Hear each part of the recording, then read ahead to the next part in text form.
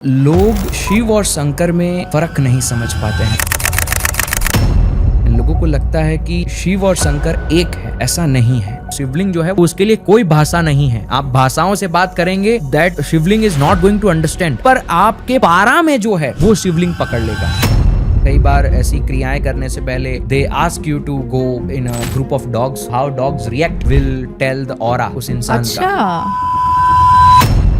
जब एक dead body को हम देखें उससे हमें ये पता चलता है कि उसकी डेथ कैसे हुई है। अगर तो आपकी जो आंखें हैं वो बड़ी हो जाती है, बाहर आ जाते हैं आई बॉल्स टोटली, वो मणिपुर है। उसके ऊपर वाले चक्र से अगर आपने शरीर छोड़ा तो आपकी आंखें ऊपर चली जाती है। तो इफ मूलाधार से शरीर छूटता है इसका मतलब कि you will go into the same trap जो आपने अभी जिया है। इसीलिए कहा जाता है मूलाधार को लंका कहा जाता है। रावण की लंका है मूलाधार, क्योंकि वहां पर रावण माँ सीता को किडनैप करके ले गया था। आपकी जो मृत्यु है वो मूलाधार से हुई।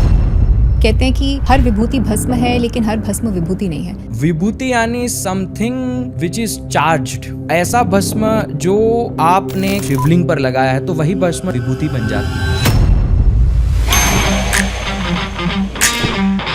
ज़ील पटेल, जिसे लोग द साइबर ज़ील के नाम से जानते हैं, बॉडी टू बीइंग पॉडकास्ट पर एक फ्रेश और पावरफुल स्पिरिचुअल वॉइस के साथ जुड़ रहे हैं। वो एंशिएंट मिस्टिसिज्म और मॉडर्न लाइफस्टाइल से कनेक्ट करके स्पिरिचुअलिटी को ग्राउंडेड, प्रैक्टिकल और रिलेटेबल बनाते हैं। तंत्र, योगा और कॉन्शियसनेस पर उनका पर्सपेक्टिव मिलियंस के साथ रेजोनेट करता है और इंस्टाग्राम पर 2.5 मिलियन फॉलोअर्स के साथ वो एक नए जनरेशन को ऑथेंटिक विजडम ऑफर करते हैं। जब किसी का विवाह होता है, सिंदूर यहाँ पर लगाया जाता है। एक स्त्री विवाहित हो जाती है, उसके बाद वो एक शक्ति बन जाती है किसी भी घर के लिए या एक नए मनुष्य को जन्म देने के लिए, एक नया ब्रह्मांड बनाने के लिए वो तैयार हो जाती है।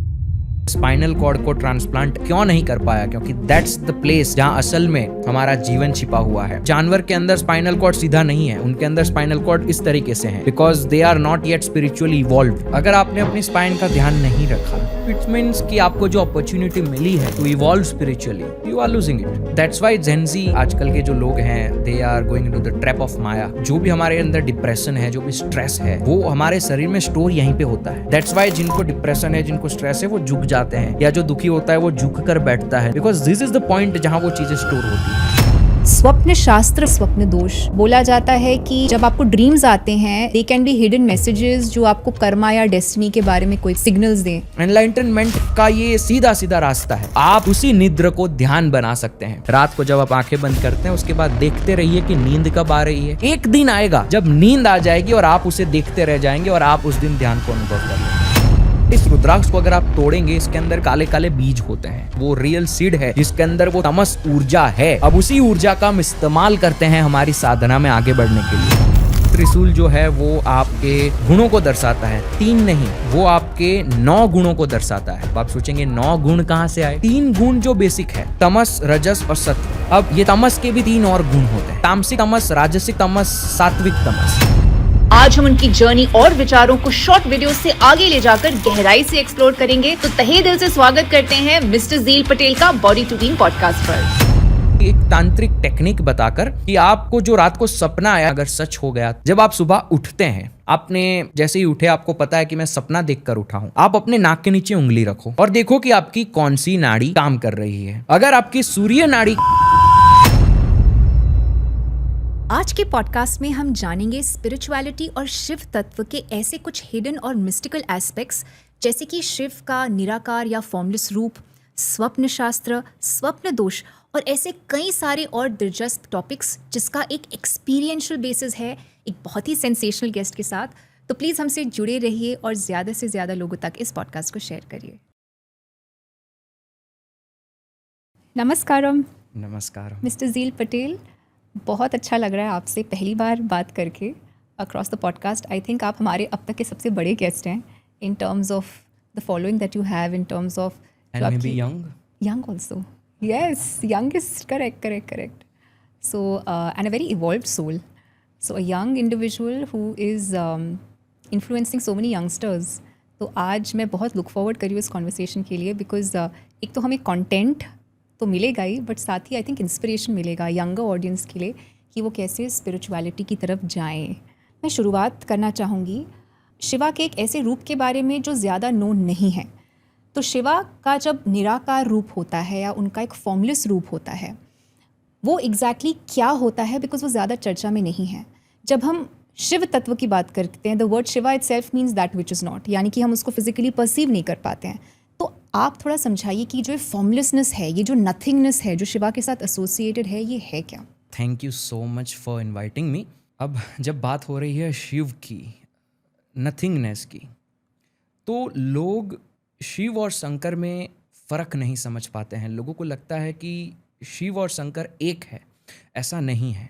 हम अगर शिव को समझेंगे तो हमें समझ आएगा शंकर क्या है.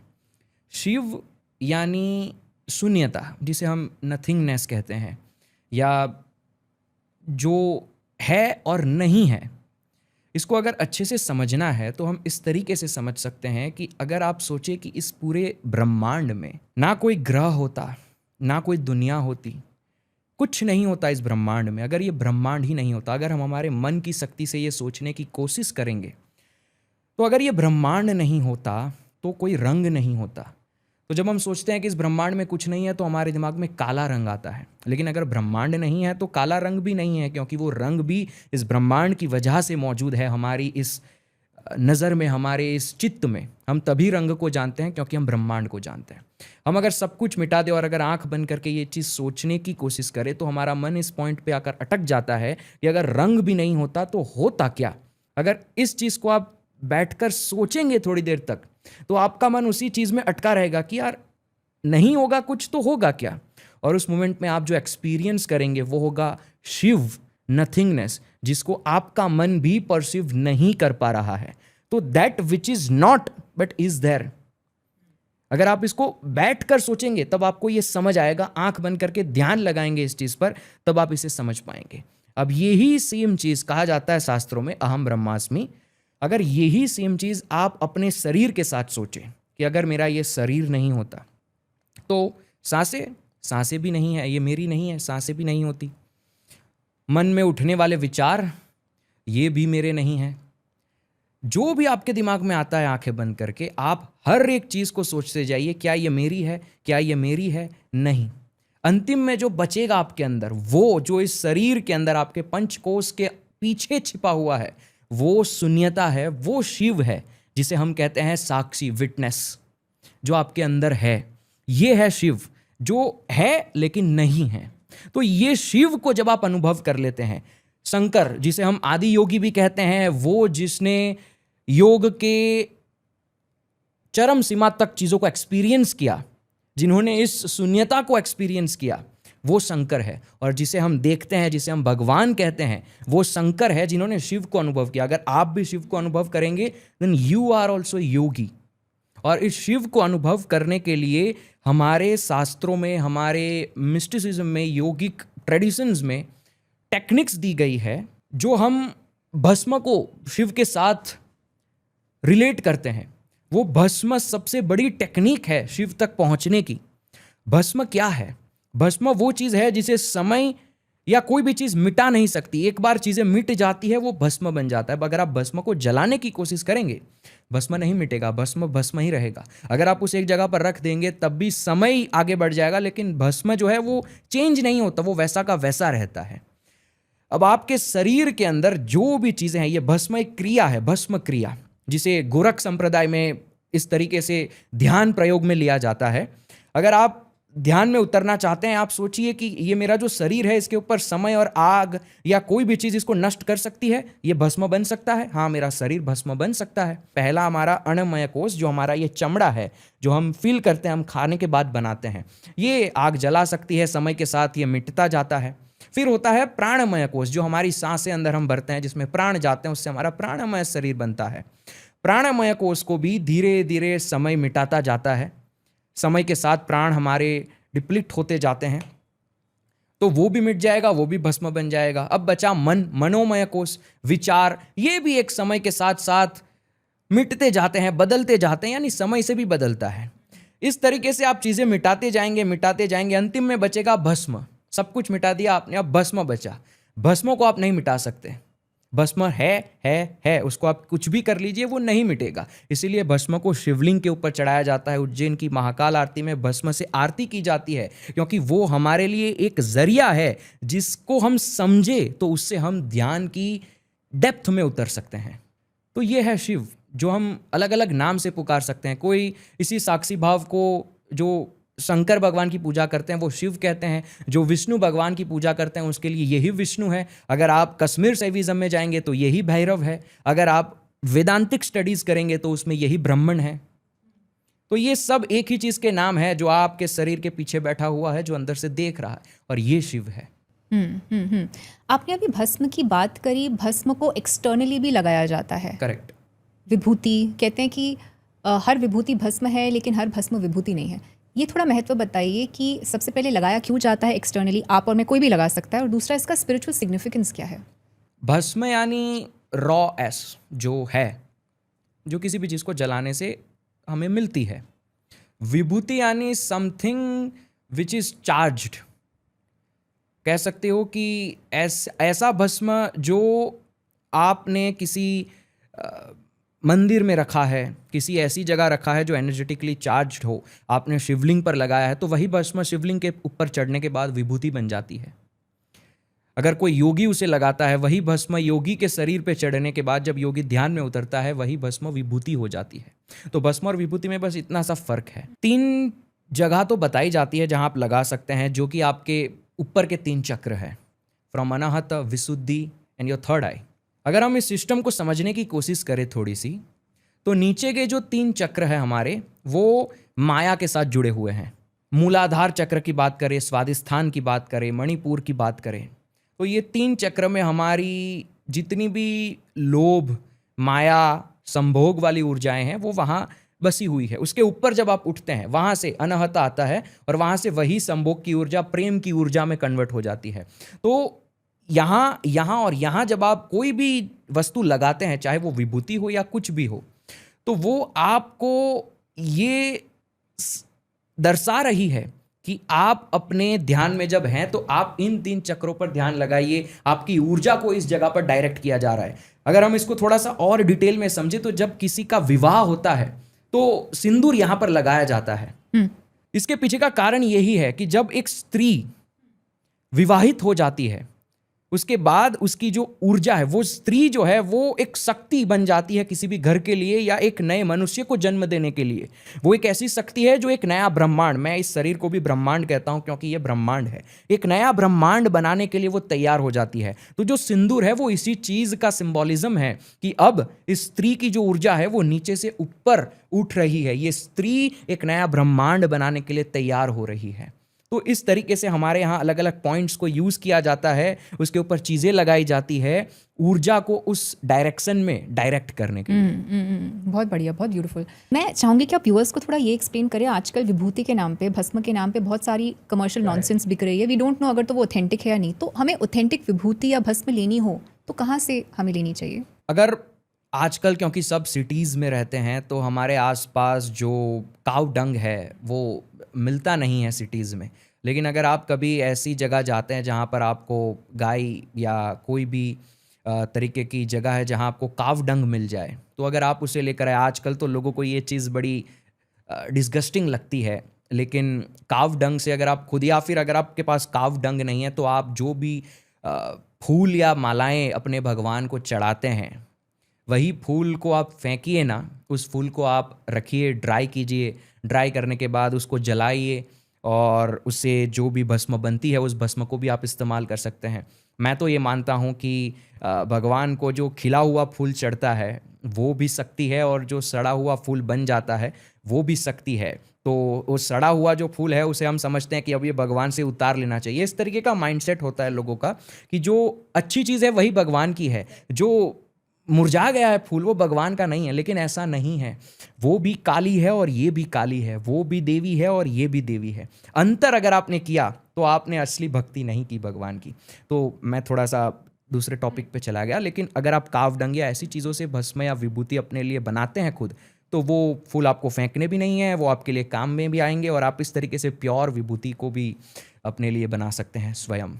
अभी आपने बोला कि जब हम भगवान के लिए कोई अच्छा फूल या कोई बुरा फूल होता नहीं, तो क्या इसका तात्पर्य ये है कि मैं कोई मुरझाया फूल भी ऑफर कर सकती हूँ भगवान को? बिल्कुल। देखिए, हम अगर शिव की ही बात करें, इस पूरे विश्व में, इस पूरी सृष्टि में शिव के अनेकों रूप है।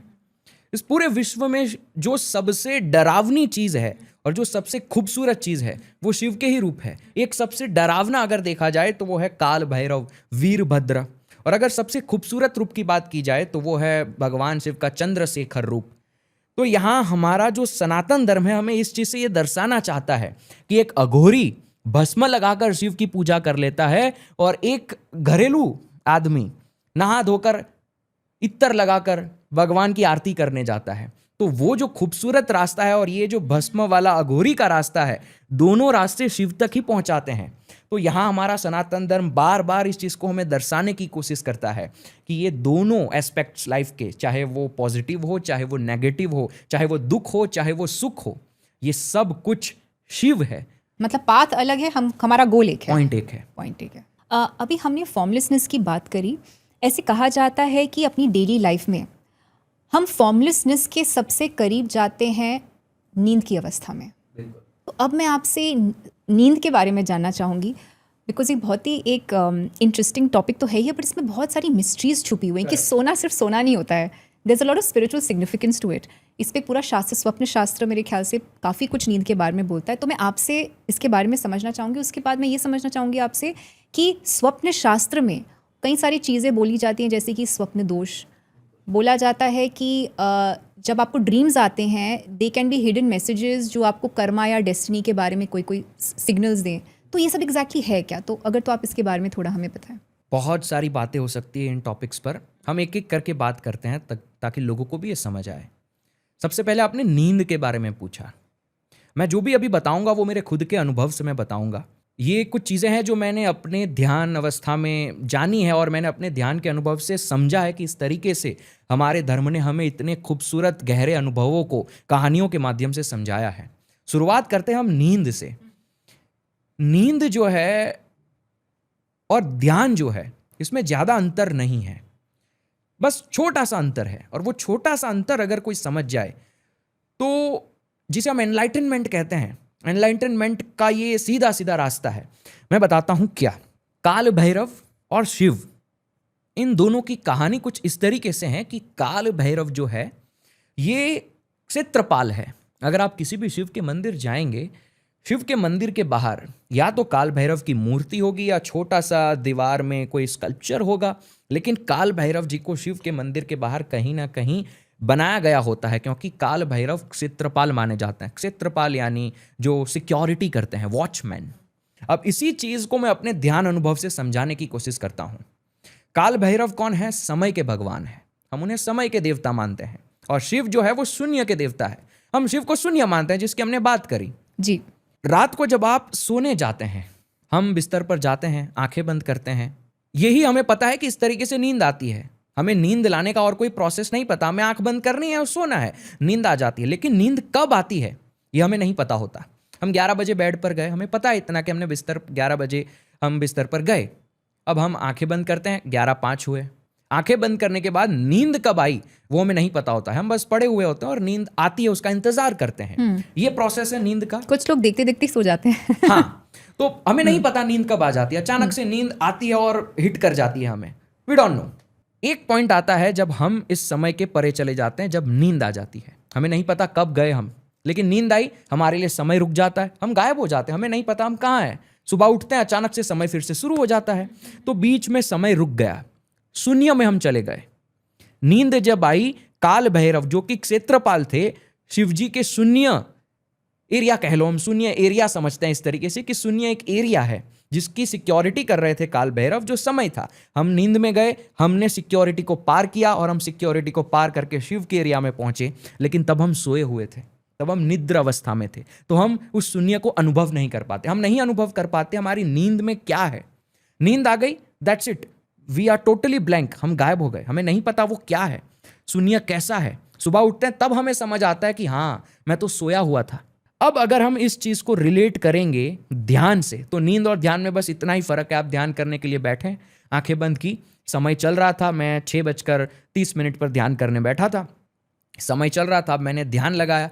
अब नींद में क्या होता है, हमें पता नहीं होता है कि कब नींद आ गई और हम सो जाते हैं, शून्य में चले जाते हैं, हम शिव के एरिया में घूम के सुबह उठ जाते हैं, हम शिव शून्य को अनुभव नहीं कर पाते। लेकिन ध्यान में बस इतना फर्क है कि जब वो पॉइंट हिट होता है तब हम अंदर से जागे हुए होते हैं, हम ध्यान कर रहे होते हैं। तो जब हम काल भैरव को पार करके शिव के एरिया में गए, नींद और ध्यान में बस इतना फर्क है कि अगर आप उस पॉइंट पे अवेयर रह गए तो आप उसी निद्र को ध्यान बना सकते हैं। लोग कहते हैं कि हमारे पास ध्यान करने का समय नहीं है, हम बिजी हैं। रात को बिस्तर पे तो हर कोई जाता है, चाहे वो हाउसवाइफ हो, चाहे वो 2 बच्चों को संभालती हो, चाहे वो जॉब करने वाला कोई भी हो, सोते सब हैं इस दुनिया में। करेक्ट। अगर आपके पास पूरे दिन ध्यान करने का समय नहीं है, रात को जब आप आंखें बंद करते हैं उसके बाद देखते रहिए कि नींद कब आ रही है।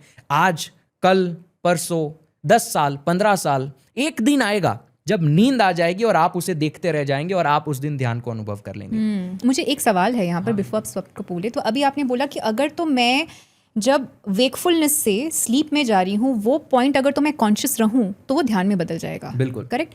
आपने वो एक्सपीरियंस किया है वो पॉइंट, क्या होता है उसके बाद? क्योंकि ऐसे कहा जाता है, योगी कहते हैं अगर तो आप उस क्षण में कॉन्शियस रहे तो सडन एक बहुत फिनोमिनल प्रोसेस खुल जाता है। वो होता क्या एक्सपीरियंस? होता क्या है कि उस समय तो मैं समझाता हूं कि कैसा थोड़ा सा अनुभव होता है। बहुत सारे लोगों को ये अनुभव होता है लेकिन कुछ पल के लिए होता है। लोग ध्यान करते हैं, 1 सेकंड उनको लग जाता है, 2 सेकंड, 5 सेकंड, 10 सेकंड, ऐसा लगता है कुछ लोगों को कि उनके लिए समय रुक सा गया था थोड़ी देर के लिए और उनको पता था कि समय रुक सा गया है। ये सबसे पहला स्टेज होता है ध्यान में जाने का। आपको 1-2 सेकंड पता लगता है कि समय के में परे था, बहुत छोटा होता है। अगर आप अवेयर रहेंगे तभी आप उस चीज को समझ पाएंगे, तभी आप उसको अनुभव कर पाएंगे। तो ये सबसे पहला स्टेज है, ध्यान में जाते हैं आप तो सबसे पहले ये अनुभव होता है। फिर दूसरा स्टेज आता है ध्यान का, जब आपको लगता है कि आपका ये जो शरीर है ये भारी होता जा रहा है और आपको अंदर से हल्का लग रहा है। और ये सेम चीज आपको अनुभव होती है जब आप भांग, जो शिव जी को चढ़ती है, वो भांग को आप धारण करते हैं। भांग जब आप धारण करते हैं तो आपका जो शरीर है उससे आपका कंट्रोल चला जाता है। आप अंदर से सोचेंगे कि मुझे पानी पीना है, यहाँ पर बॉटल है, अंदर से आप पानी की बोतल उठाने की कोशिश कर रहे हैं लेकिन बाहर से शरीर इतना भारी है कि आपका हाथ नहीं हिल रहा है। इसीलिए भांग को शिव के साथ जोड़ा जाता है, आपको वो उसी अनुभव में ले जाने की कोशिश करती है जो ध्यान आपको ले जाता है। आगे मैं बात करूंगा कि उसको क्यों नहीं करना चाहिए, लेकिन मैं उदाहरण दे रहा हूं कि ये जो लोग नशा करते हैं, स्पिरिचुअलिटी में भी एक चीज़ें वेस्टर्न कंट्रीज में चलती है जहां LSD को लिया जाता है उस अनुभव को करने के लिए। नीम करोली बाबा के साथ वो क्लासिक रामदास या उनका ऐसा कुछ नाम था। तो ये दूसरा स्टेज होता है जहां पर आपका शरीर जो है वो थोड़ा सा वजन ले लेता है और आप हल्के हो जाते हैं। तीसरा जो स्टेज आता है उसको हम समझा ही नहीं सकते। अगर किसी ने आपको कह दिया कल आकर कि मुझे तीसरे स्टेज में ये अनुभव हुआ था, उसका मतलब वो तीसरे स्टेज में गए ही नहीं है। अच्छा। ये मैं जो कह रहा हूं कि तीसरा स्टेज होता है, ये तो बस कहने के लिए कह रहा हूं। एक्चुअली हमें नहीं पता उस समय क्या है। अनुभव हो रहे हैं लेकिन कांट रिकॉर्ड इट। तो जब आप डे टू डे लाइफ में एक्टिविटीज करते हैं, आपका रूटीन होता है, आप जागृत अवस्था में होते हैं, उस समय आपकी जो इंद्रियां हैं वो बहुत सारी चीज़ें अंदर रिकॉर्ड्स करती रहती है। हमें नहीं पता हमारा कान क्या सुन रहा है, क्योंकि कान के ऊपर हमारा कंट्रोल नहीं है। हम कुछ और कर रहे हैं और कान कुछ और सुन लेता है। वी डोंट नो, वो अंदर जाकर बैठ जाता है। अब जब हम रात को सोने जाते हैं, हम जागृत से सुसुप्ति में जा रहे होते हैं, बीच में वो स्वप्न वाला स्टेज आता है जहाँ पर दिनचर्या की कुछ अनप्रोसेस्ड इमोशंस, अनप्रोसेस्ड चीज़ें जो हमने सुनी, रिकॉर्ड करी हमारे मन ने, वो प्रोसेस होती है जब हम गुजरते हैं उस रोड से। इसका उल्टा भी हो सकता है। कुछ चीज़ें जो हमारे कर्मों में पहले से पड़ी हुई, आप इसको इजीली समझना चाहे तो समझिए एक बड़ा सा तालाब है जिसके अंदर पूरे दिन हवा के झोंके आते हैं, जिस वजह से पानी में लहर मचती रहती है। उस तालाब के नीचे बहुत सारी चीज़ें पड़ी हुई है, कुछ अच्छी चीज़ें हैं, कुछ बुरी चीज़ें हैं। रात को हवा थम जाती है, तालाब का पानी थम जाता है, वो चीज़ें ऊपर आती है। तो कुछ चीज़ें जो आपके मन में पहले से हैं, आज से 10 साल पहले आपके कर्मों से आई हुई है, वो चीज़ भी कभी कभी प्रोसेस होती है और वो आपको स्वप्न में दिखती है। ये एक चीज़ है स्वप्न की। दूसरी चीज़ है जिसे स्वप्न दोष कहा जाता है, वो है आपकी ऊर्जा, जिसे नाइटफॉल कहा जाता है। हमारा जो ओजस है वो निकल जाता है जब हमें ऐसे स्वप्न आते हैं जिसमें अप्सराएं होती है, वगैरह वगैरह चीज़ें होती है। वैसे स्वप्न जब आते हैं उसे स्वप्न दोष कहा जाता है, लेकिन मैं मानता हूं कि सारी चीज़ें स्वप्न दोष ही है। तो अब मैं बात करता हूं कि ये जो स्वप्न दोष है लोगों को डिस्टर्ब करता है, काफ़ी लोगों को नींद नहीं आती, काफ़ी लोग अच्छे से सो नहीं पाते, ब्रेक होती रहती है उनकी नींद।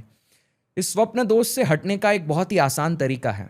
जब आप रात को सोने जाते हैं, बिस्तर पे जाने से पहले, जब आप सोने वाले हैं, फ़ोन यूज़ करने वाले नहीं, जब आप सोने वाले हो, आप अपने अगर पैरों को धोकर सो जाए। ये एक तरीका है जो प्रैक्टिकल तरीका है। If you wash your feet, और अगर आप वहाँ पर सो जाते हैं, आप देखेंगे उस रात को आपको बहुत बेहतरीन नींद आएगी। क्योंकि वॉट इट डू साइंटिफिकली अगर समझे तो हमारे बॉडी के टेम्परेचर को हमारे माथे से नीचे कूल डाउन कर दिया जाता है। ये एक बहुत ही फिजिकल प्रैक्टिकल तरीका है ऐसे लोगों के लिए जो साइंस में मानते हैं, लेकिन जो स्पिरिचुअलिटी में बिलीव रखते हैं उनके लिए एक दूसरा तरीका बताता हूँ। ये जो हनुमान चालीसा है या मंत्र होते हैं, या अगर हम बहुत सारी ऐसी देवियाँ हैं जिनके हाथ में अलग अलग वेपन्स होते हैं, तंत्र में ये तरीका दिया गया है स्वप्न से बचने का कि जब आप रात को सोने जाते हैं, आप जब सो रहे हैं तब आप ये इमेजिन कर सकते हैं कि आपके शरीर के ऊपर देवी का त्रिशूल है। आप अपने शरीर को सील्ड कर सकते हैं, या आप हनुमान चालीसा करेंगे तो आपका जो शरीर है, यानी आपका जो अन्नमय कोश है, वो सील्ड हो जाता है। उसको आप प्रोटेक्ट करते हैं ऊर्जाओं की हेल्प से। तो ये स्पिरिचुअल लोगों के लिए मैं बता रहा हूँ जो ऐसी चीज़ों में मानते हैं, जिसको पता है कि ऊर्जा क्या होती है। तो आप अपने शरीर को सील्ड करें। अगर आप अपनी कोई भी देवी को मानते हैं, आप सोचिए कि देवी का त्रिशूल जो मेरे शरीर पे है और मैं सो रहा हूँ। या आप हनुमान जी पे मानते हैं तो आप हनुमान जी को याद करके सोइए, तो आपके शरीर पे वो लॉक्स लग जाते हैं, जिस वजह से आपको वो जो स्वप्न दोष है वो ज़्यादा इफेक्ट नहीं करता है। ये प्रैक्टिकली यूज्ड चीज़ है, ये काम करती है अगर आप इसको प्रैक्टिस में लेकर आएंगे। कुछ लोग, मैं तो सोचती हूँ काफ़ी लोग ऐसे हैं जो अपनी पूरी नींद ड्रीम्स में गुजार लेते हैं। करेक्ट। और उनको लगता है कि साउंड स्लीप की तो वैसे ही इतनी प्रॉब्लम है हमारे देश में, बट उनको लगता है मैं तो पूरा ड्रीम करते गया या करती गई, तो वो फ्रेशनेस जो सुबह की होती है वो आती नहीं। तो वो क्या कारण है, ऐसे क्यों होता है कि कुछ लोग सिर्फ वो ड्रीम या स्वप्न की अवस्था में पूरी रात बिता देते हैं? क्योंकि दे आर सो बिजी इस माया जाल में, दे डोंट हैव टाइम। अगर कोई इंसान 5 मिनट के लिए भी प्राणायाम करके सोता है, he will get a wonderful sleep, लेकिन लोग करते नहीं हैं। हमारे धर्म ने हमें इतनी सारी चीज़ें दी हुई है, हमें बचपन से अनुलोम विलोम जैसे बेसिक प्राणायाम सिखाए जाते हैं। अगर कोई 2 मिनट का भी समय निकाल कर ये चीज़ करके सोता है, आई एम डैम श्योर आपको किसी भी मेडिसिन की ज़रूरत नहीं है सोने के लिए, अगर आप ये प्रैक्टिस में लेकर आते हैं। तो ये ऐसे ही लोग हैं जो प्रैक्टिस करना नहीं चाहते हैं। ऐसे ही लोगों के साथ ये चीज़ें होती है और उनके साथ होनी भी चाहिए। जब वो सफ़र करेंगे तभी उन्हें समझ आएगा कि क्या उन्हें करना है और क्या नहीं करना है। लेकिन एक छोटी सी हेल्प मैं कर सकता हूँ लोगों की, एक तांत्रिक टेक्निक बताकर, कि आपको जो रात को सपना आया है, काफ़ी लोगों को डर लगता है कि ये सपना अगर सच हो गया तो। एक तरीका है जिससे आप सुबह उठकर ये पता लगा सकते हैं कि ये सपना जो है आपका, ये कोई आगे आने वाली घटना को दर्शा रहा है या बस ये आपके कर्म हैं जो प्रोसेस हो रहे हैं। आपने एक बहुत ही पुरानी कहावत सुनी है, सुबह का सपना सच हो जाता है। ये कहावत एक सूत्र है, समझना क्या सूत्र है, थोड़ा सा डेप्थ है, इजी करके समझाता हूं। हमारे शरीर के अंदर 2 नाड़ी है जिसके ऊपर हमारा जीवन चल रहा है बेसिकली नॉर्मल लोगों के लिए। वो है पिंगला और ईडा नाड़ी, जिसे सूर्य नाड़ी और चंद्र नाड़ी कहा जाता है, दिन और रात कहा जाता है। कभी कभी हमारी सांसें सूर्य नाड़ी से चल रही होती है। अगर कोई अपने नाक के नीचे उंगली रखेगा, इजीली हमें समझ आ जाता है कौन सी नाड़ी काम कर रही है। काफ़ी लोगों को ये कन्फ्यूजन होता है, काफ़ी लोग कमेंट करते हैं। उसका बहुत ही बेसिक तरीका ये है पता लगाने का। अगर आपके पास फ़ोन तो होता ही है, अगर आप फ़ोन को लेकर अपने नाक के नीचे रखेंगे और बहुत ही डीप एक्सेल करेंगे, जिस तरफ ज़्यादा मॉइस्चर बनेगा उस तरफ की आपकी नाड़ी काम कर रही है। तो समटाइम्स सूर्य नाड़ी, समटाइम्स चंद्र नाड़ी। इसका मीनिंग क्या होगा? अगर तो लेट्स से मेरा सूर्य नाड़ी ज़्यादा एक्टिव है तो ये कैसे मैनिफेस्ट करता है? What does it mean? सूर्य नाड़ी अगर ज़्यादा एक्टिव है आपकी, इसका मतलब है कि आपके शरीर में जो एनर्जी चाहिए आपको एक्शन वाले काम करने के लिए, you have that fire inside you, that surya nadi. और chandra nadi means if you want peace, relaxation या क्रिएटिव थिंकिंग के लिए आपको आपका माइंड रिलैक्स चाहिए, आपकी एनर्जी रिलैक्स चाहिए, तो दैट्स चंद्र नाड़ी। You can shift it. बहुत सारे तरीके हैं, आप उस अपोजिट साइड सो जाइए, या फिर एक योग डंडा आता है। पहले के ज़माने में योगी अपने हाथ के नीचे रख के माला करते थे। Actually that's not for mala, that is for your armpits. You keep it in your armpits and then sit for 5 to 10 minutes। उसके अपोजिट साइड की आपकी जो नाड़ी है वो स्विच हो जाएगी। तो उसके लिए वो योग डंडा यूज़ करते थे। लेकिन धीरे धीरे जैसे भक्ति का योग शुरू हुआ, भक्ति इज़ नॉट समथिंग जो बहुत पुरानी चीज़ों से चलती आ रही है। भक्ति मार्ग बहुत टाइम के बाद शुरू हुआ है हमारे इस धर्म के अंदर।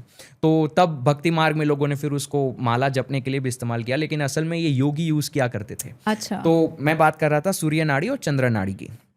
तो सूर्य नाड़ी को दिन कहा जाता है, चंद्र नाड़ी को रात कहा जाता है। हमारे शरीर का दिन और रात, अगर आपकी सूर्य नाड़ी चल रही है मतलब आपके शरीर का दिन है, और अगर आपका चंद्र नाड़ी काम कर रही है तो आपके लिए वो रात है।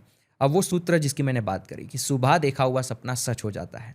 जब आप सुबह उठते हैं, आपने जैसे ही उठे आपको पता है कि मैं सपना देखकर उठा हूं, विदाउट एनी एक्टिविटीज, आप हिलो नहीं, डुलो नहीं, आप अपने नाक के नीचे उंगली रखो और देखो कि आपकी कौन सी नाड़ी काम कर रही है।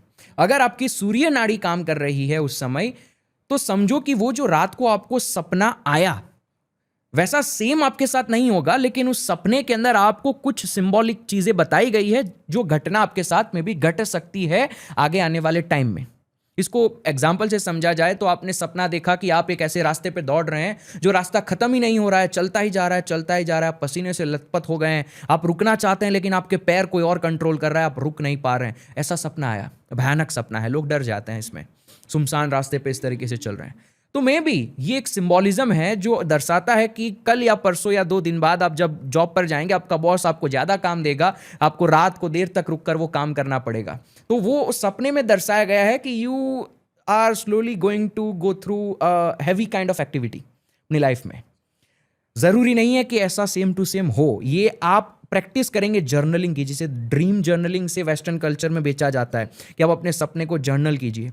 आप सिंबॉलिक जो सपने हैं, अगर आपकी सूर्य नाड़ी काम कर रही है उसे आप लिख दीजिए, जितने भी सपने आते हैं उसको लिखते जाइए। धीरे धीरे आपको सपनों के अंदर एक संकेत दिखता जाएगा। If you will do this practice for 30 to 60 days, you will find कि आपके सपने आपके आगे आने वाली चीज़ों को दर्शा रहे हैं। अगर आपकी सूर्य नाड़ी चल रही है तो, चंद्र नाड़ी काम कर रही है तो वो सपना है, वो बेकार है, वो आपके कर्म है जो प्रोसेस हो रहे थे।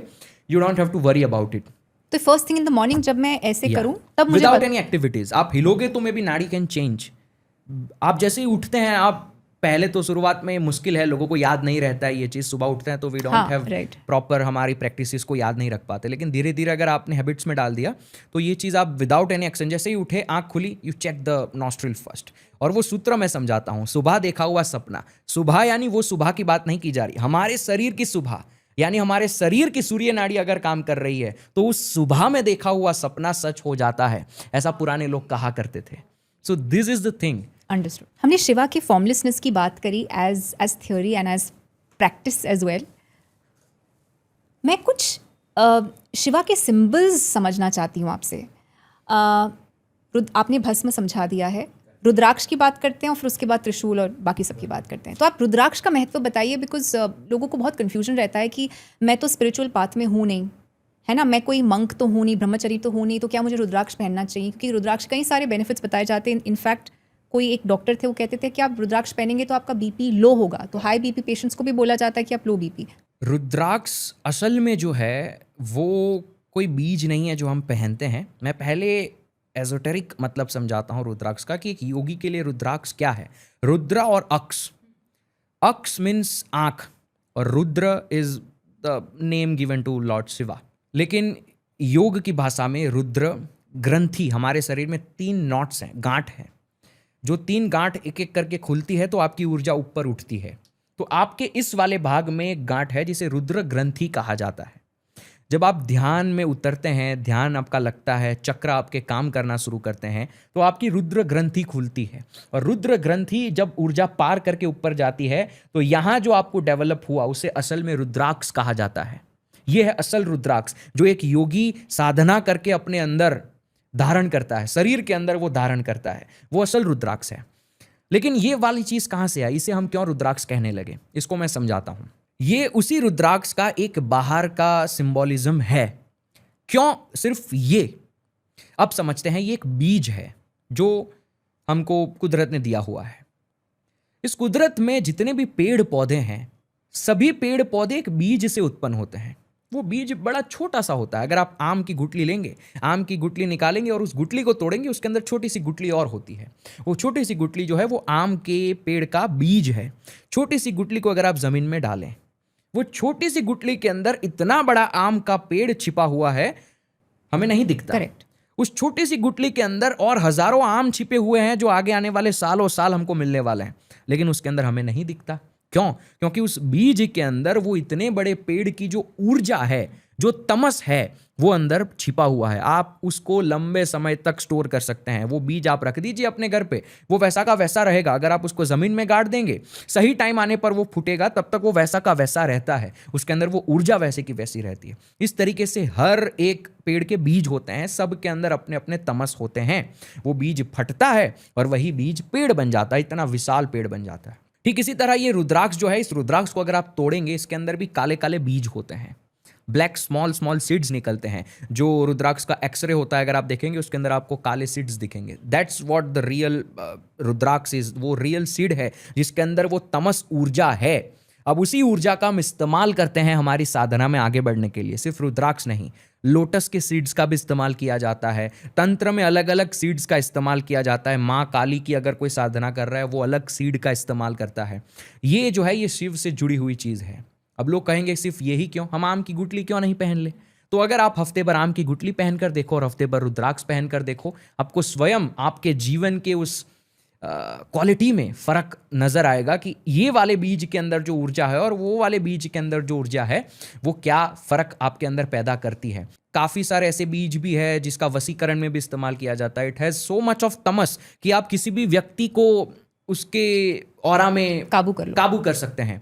सो इस तरीके से अलग अलग सीड्स हैं। मोस्ट ऑफ द टाइम लोग जो जानते हैं वो रुद्राक्ष है या फिर कमल के सीड्स हैं, लोटस के सीड्स हैं। ये सारे सीड्स को लोग इस्तेमाल करते हैं। फिर अगर हम देखेंगे विष्णु और कृष्ण भगवान को पूजा जो करते हैं, उनकी जो भक्ति करते हैं, वो तुलसी माला पहनते हैं। वो भी एक काइंड ऑफ थिंग है जो तामसिक तामसिक का मतलब ये नहीं है कि गलत चीज़। तमस का मतलब वो ऊर्जा जो अभी एक्शन में नहीं आई है, उसे तमस कहते हैं।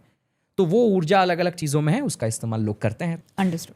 काफ़ी सारी रुद्राक्ष मालाएं बिकती हैं जो सिर्फ कमर्शियल या मोनेटाइजेशन के तौर पर बिकती है। तो हम कैसे आइडेंटिफाई करें कि एक ऑथेंटिक रुद्राक्ष है और ये एक करप्टेड रुद्राक्ष है? रुद्राक्ष का एक्सरे, उसके अंदर जो ब्लैक सीड्स होते हैं, वो एक्सरे अगर आप इसका निकालेंगे, पंचमुखी रुद्राक्ष है तो उसके अंदर आपको 4 या 5 ऐसे सीड्स दिखेंगे। तो आप उसका एक्सरे कीजिए, एक्सरे में आपको पता चलेगा। और दूसरे भी कुछ टेस्ट हैं जो यूट्यूब वगैरह पे दिए जाते हैं, बट आजकल टेक्नोलॉजी इतनी आगे बढ़ गई है कि उसको भी बाईपास कर लिया है इंडस्ट्री वालों ने कि वो पानी में डालो, वो तैरेगा ऊपर और नीचे चला जाएगा, तो ओरिजिनल है डुप्लीकेट। बट वो चीज़ अब बाईपास हो सकती है केमिकल्स का इस्तेमाल करके। So the only way is या तो आप किसी ट्रस्टेड गुरु या किसी ऐसी संप्रदाय से ले, या फिर आप इसका एक्सरे करवाइए। अंडरस्टूड। तो हमने शिवा के साथ एसोसिएटेड कुछ चीज़ों की बात करी, रुद्राक्ष हो गया, भस्म हो गया, तीसरा त्रिशूल। त्रिशूल का क्या सिग्निफिकेंस है? त्रिशूल अलग अलग चीज़ें दर्शाता है। किसी के लिए त्रिशूल कुंडलिनी ऊर्जा उठने का एक सिंबल है। अगर आप ऐसी जगह जाएंगे जहां आपको बहुत योगी वगैरह दिखते हैं, आप हमारे गुजरात में गिरनार है, फिर हिमालय के कुछ पहाड़ियों में, पर्वतों में, गुफाओं में, वो ऐसे योगी जो लंबे समय तक ध्यान में उतरने वाले हैं, वो अपने आसपास त्रिशूल को गाड़ देते हैं, दर्शाने के लिए कि यहाँ पर मैं बैठा हूँ लंबे समय तक, ये मेरा शरीर है। क्योंकि कई बार क्या होता है, जब कोई व्यक्ति ध्यान में उंडा उतर जाता है, वो शरीर से परे हो जाता है, तो उसका शरीर एक बस ढांचा बन के वहाँ पड़ा रहता है। ये माइट बी समवेयर एल्स, वो फिजिकली यहाँ पर हो ऐसा ज़रूरी नहीं है। तो वो त्रिशूल का इस्तेमाल करते हैं। लेकिन ऑथेंटिकली त्रिशूल जो है वो आपके गुणों को दर्शाता है, 3 नहीं, वो आपके 9 गुणों को दर्शाता है। अब आप सोचेंगे 9 गुण कहाँ से आए? करेक्ट। तो सबसे पहले 3 गुण जो बेसिक है, तमस, रजस और सत्व। तमस का मतलब ऊर्जा जो एक्शन में नहीं आई है। रजस का मतलब वही ऊर्जा एक्शन में आ जाती है। और सत्व का मतलब वही ऊर्जा शांत होने लगती है, दैट्स सत्व। अब ये तमस के भी 3 और गुण होते हैं, तामसिक तमस, राजसिक तमस, सात्विक तमस। अब तामसिक तमस, राजसिक तमस और सात्विक तमस में क्या फ़र्क है, मैं समझाता हूँ। ये पूरा नवरात्रि का जो 9 दिन का है वो इसी के ऊपर बेस्ड है।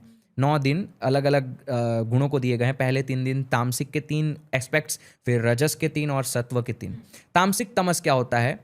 मान लो आप घर पे पड़े हुए हो, आपके बगल में रिमोट पड़ा हुआ है टीवी के लिए, आप चैनल चल रही है, आपको नहीं पसंद जो भी शो दिखाया जा रहा है, रिमोट साइड में पड़ा है, आपको पता है वहाँ है, लेकिन आपके अंदर इतना तमस है कि आप उसको उठाना भी नहीं चाहते, आप पड़े रहते हैं, आपको जो चल रहा है होगा देखते रहेंगे, इंटरेस्ट नहीं है, बस पड़े हैं, लेथार्जिक, कंप्लीट लेथार्जिक, दैट्स तामसिक तमस। जब आपके अंदर एनर्जी है जो एक्शन में आ सकती है, लेकिन आप पड़े हुए हैं। फिर राजसिक तमस को अगर अच्छे से समझना है तो मान लो हम रुद्राक्ष की बात करें तो रुद्राक्ष के अंदर जो तमस है वो राजसिक तमस है, जो एक्शन में आ सकता है अगर आप उसका इस्तेमाल करो। इसको समझना बड़ा डीप है, क्योंकि ये अलग अलग गुण अच्छे से लोगों को समझ नहीं आएंगे, क्योंकि जब तक लोग इसका अनुभव, तमस का अनुभव नहीं करेंगे, तब तक तामसिक तमस, राजसिक तमस, सात्विक तमस समझना मुश्किल है। लेकिन इसी तरह हर एक गुण के 3 एस्पेक्ट्स हैं, राजसिक रजस, सात्विक रजस और तामसिक रजस। इसका उदाहरण देता हूं। तामसिक रजस यानी कोई राजा है जिसके पास पूरे गांव को चलाने का पावर है, लेकिन वो उस गांव को बड़ा बेकार तरीके से चलाता है, करप्ट पॉलिटिशियन। वो जो रजस है वो तामसिक रजस है, यानी वो एनर्जी एक्शन में है लेकिन गलत तरीके से। तो दैट्स तामसिक रजस। इसी तरीके से आप अपने जीवन में हर एक गुण को समझ सकते हैं। तो वो जो त्रिशूल है वो 3 गुण को समझाता है, तमस, रजस और सत्व, और उसी के ऊपर पूरी नवरात्रि को भी बनाया गया है, क्योंकि माँ का भी वो त्रिशूल सिंबोलिज्म है। तो वही नवरात्रि के 9 दिन है जहाँ पहले महाकाली, 3 गुण जो है तामसिक के वो महाकाली से बताए जाते हैं, फिर 3 गुण जो है वो महालक्ष्मी से, और 3 सत्व के जो गुण है वो महासरस्वती से। Namaskaram, I'm Shloka. We've spent a lot of time in developing this product, which is the authentic A2 Gir Cow Ghee by the brand name Yogic Organic. We've spent several years to bring this product to you. My endeavor was to bring to you the real goodness of authentic A2 Gir Cow Ghee, and here it is. Pre-orders are now open. To order, just call or WhatsApp on +91 8493 863427. इसी से लक्ष्मी और सरस्वती भी जुड़ी हुई है, wealth और मैं knowledge की बात कर रहा हूँ। लक्ष्मी और सरस्वती जो है वो एक बहती ऊर्जा है। Money is a flowing energy, knowledge is a flowing energy. अगर आप उसको एक जगह रोक के रखेंगे वो नहीं रुकेगी, वो चलती रहेगी। अब अगर आपको उनके साथ चलना है तो चलिए।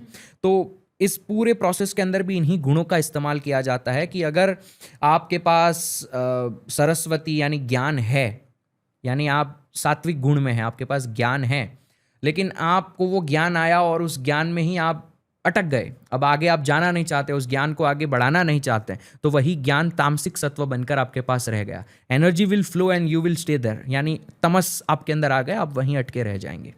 सो इसी तरह सरस्वती और लक्ष्मी का भी तंत्र है, जहाँ गुणों, मतलब अगर आपको लक्ष्मी आपके जीवन में अट्रैक्ट करनी है, सरस्वती अट्रैक्ट करनी है, तो सबसे पहला काम यह है कि आप पहले आइडेंटिफाई करो कि आप कौन से गुण में है। गुणों के एस्पेक्ट्स को आप मिटा दो, सिर्फ 3 गुण की बात करते हैं, तमस, रजस और सत्व। आप आइडेंटिफाई करो आप कौन से गुण में हो। अगर आप तमस में हो, आप अपने आप को रजस में ले जाने की कोशिश करो and you will start seeing कि लक्ष्मी और सरस्वती अट्रैक्ट होना शुरू हो जाएंगे। अगर आप रजस में हैं, सात्विक में जाने की कोशिश करो। Keep this in cycle. अगर किसी एक गुण में आप अटके रह गए, इट विल नॉट वर्क। ऐसा नहीं है कि सत्व बढ़िया है, आप सत्व में अटके रह गए, no, it should be in cycle, then only this life will work. उसके बिना लाइफ काम नहीं करेगी, और इसी से आप लक्ष्मी और सरस्वती को अट्रैक्ट कर सकते हैं। हमारे सनातन धर्म में तमस को भी बहुत बेहतरीन उदाहरण कहानियों में देकर समझाया है, जो कहानी है कुंभकर्ण की। रामायण का वो एस्पेक्ट, वो कैरेक्टर जहाँ कुंभकर्ण कुछ महीनों के लिए सोता है, फिर एक दिन उठ के खाता है, फिर वापस सोता है। ये साइकिल को दर्शाया गया है, तमस की साइकिल जो हमारे अंदर अटक जाती है, वो तमस है कुंभकर्ण, जिसको फॉर्म दिया गया है कुंभकर्ण का कहानियों में हमें समझाने के लिए। पहले के लोग कहा करते थे कि आलस घर कर जाती है। आप एक दिन अपने अलार्म को स्नूज करते हैं, उठ के स्नूज किया, दूसरे दिन करते हैं, ठीक है किया, पता है मुझे कि मैंने अलार्म स्नूज किया, हफ्ते भर आपने खुद स्नूज किया, अब आपके अंदर तमस घर कर जाता है, आलस घर कर जाती है। आपके शरीर में जो ऊर्जा उस समय पनप रही है, आलस की ऊर्जा, कुंभकर्ण आपके शरीर में जाग रहा है। और एक हफ्ते के बाद जो अगला सोमवार आएगा, अब आपको सुबह जाना है, लेकिन आपने वो हफ्ते भर अलार्म को स्नूज किया था। अब 8वें दिन आपका शरीर खुद उठकर अलार्म स्नूज कर देगा, आपको पता भी नहीं होगा, और जब आपकी आंखें खुलेगी आपको एहसास होगा कि अलार्म बजा ही नहीं, लेकिन हमारे अंदर वो आलस घर कर गई, वो तमस, वो कुंभकर्ण हमारे अंदर सो गया, और वो साइकिल में चला जाता है। जैसे कुंभकर्ण की साइकिल है, 6 महीने सोना, 1 महीने खाना। तो वो बहुत बेहतरीन तरीके से इस आलस के एस्पेक्ट को समझाया गया है, अगर आप डेप्थ में उसको समझें। Beautiful beautiful. स्नेक्स और शिव का संबंध बहुत ही गहरा है।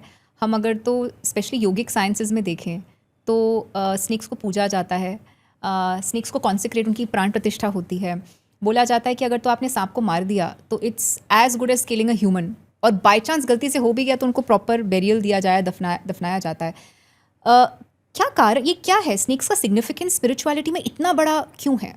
स्नेक को एक अलग एस्पेक्ट से समझाने के लिए मैं पहले समझाऊंगा आपको वाकों के बारे में। हमारे शरीर के अंदर 4 वाक है, पारा, पश्चिंती, मध्यमा और वैखरी। क्या होते हैं ये वाक? इसको हम उल्टी दिशा में समझेंगे तो अच्छे से समझ पाएंगे। पहले वैखरी,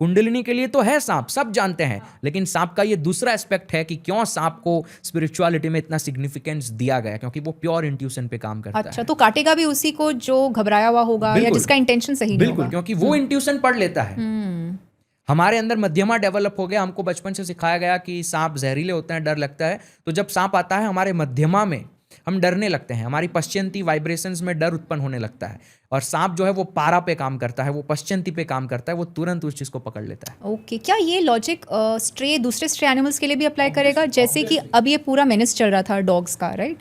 बोल रहे थे कि काट रहे हैं, नोएडा के साइड पे तो बहुत हो रहा था, राइट? बच्चों को काट रहे हैं या बड़ों को काट रहे हैं, और फिर कुछ लोगों को तो कुछ भी नहीं होता है, तो क्या वही कारण है? एब्सोल्युटली। अगर हम काल भैरव साधनाओं की बात करें, तंत्र में होती है, वहाँ कुत्ता, क्योंकि Correct, dog is the vehicle या फॉर काल भैरव, Yeah. वो इसी वजह से हैं। कई बार ऐसी क्रियाएं करने से पहले they ask you to go in a group of dogs, और आप जाकर वहाँ खड़े रहो, how dogs react will tell the aura उस इंसान का अच्छा, कि how he is, because dogs हमारे इंट्यूशंस को पकड़ लेते हैं सबसे पहले।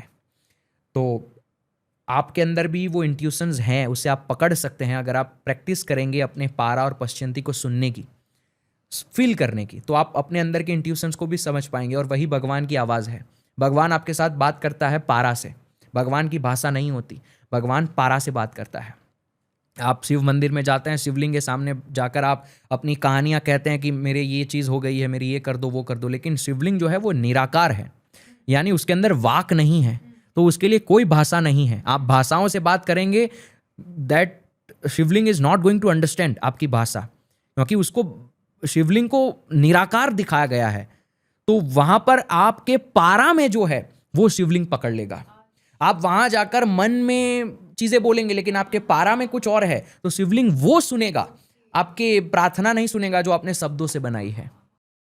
और आपको कई बार किसी चीज़ का जवाब चाहिए, कोई कन्फ्यूज़न है, कोई प्रॉब्लम है, और अगर आपको आंसर चाहिए, तो आप ये प्रैक्टिस करना शुरू करो कि आपके साइकिक में सबसे पहला जो विचार उत्पन्न हो रहा है वो क्या है। कोई भी सवाल है आपको, एग्जाम्पल के लिए कोई सवाल है आपको, और आप अपने मन में सोच रहे हैं, अब वही सवाल का आप अगर अवेयर होकर कोशिश करेंगे, आपके शरीर के अंदर आपके पारा पश्चंती से एक वाइब्रेशंस में वो जवाब मिल जाता है। सबसे पहला थॉट आपका वो आंसर होता है, लेकिन हम मिस कर जाते हैं।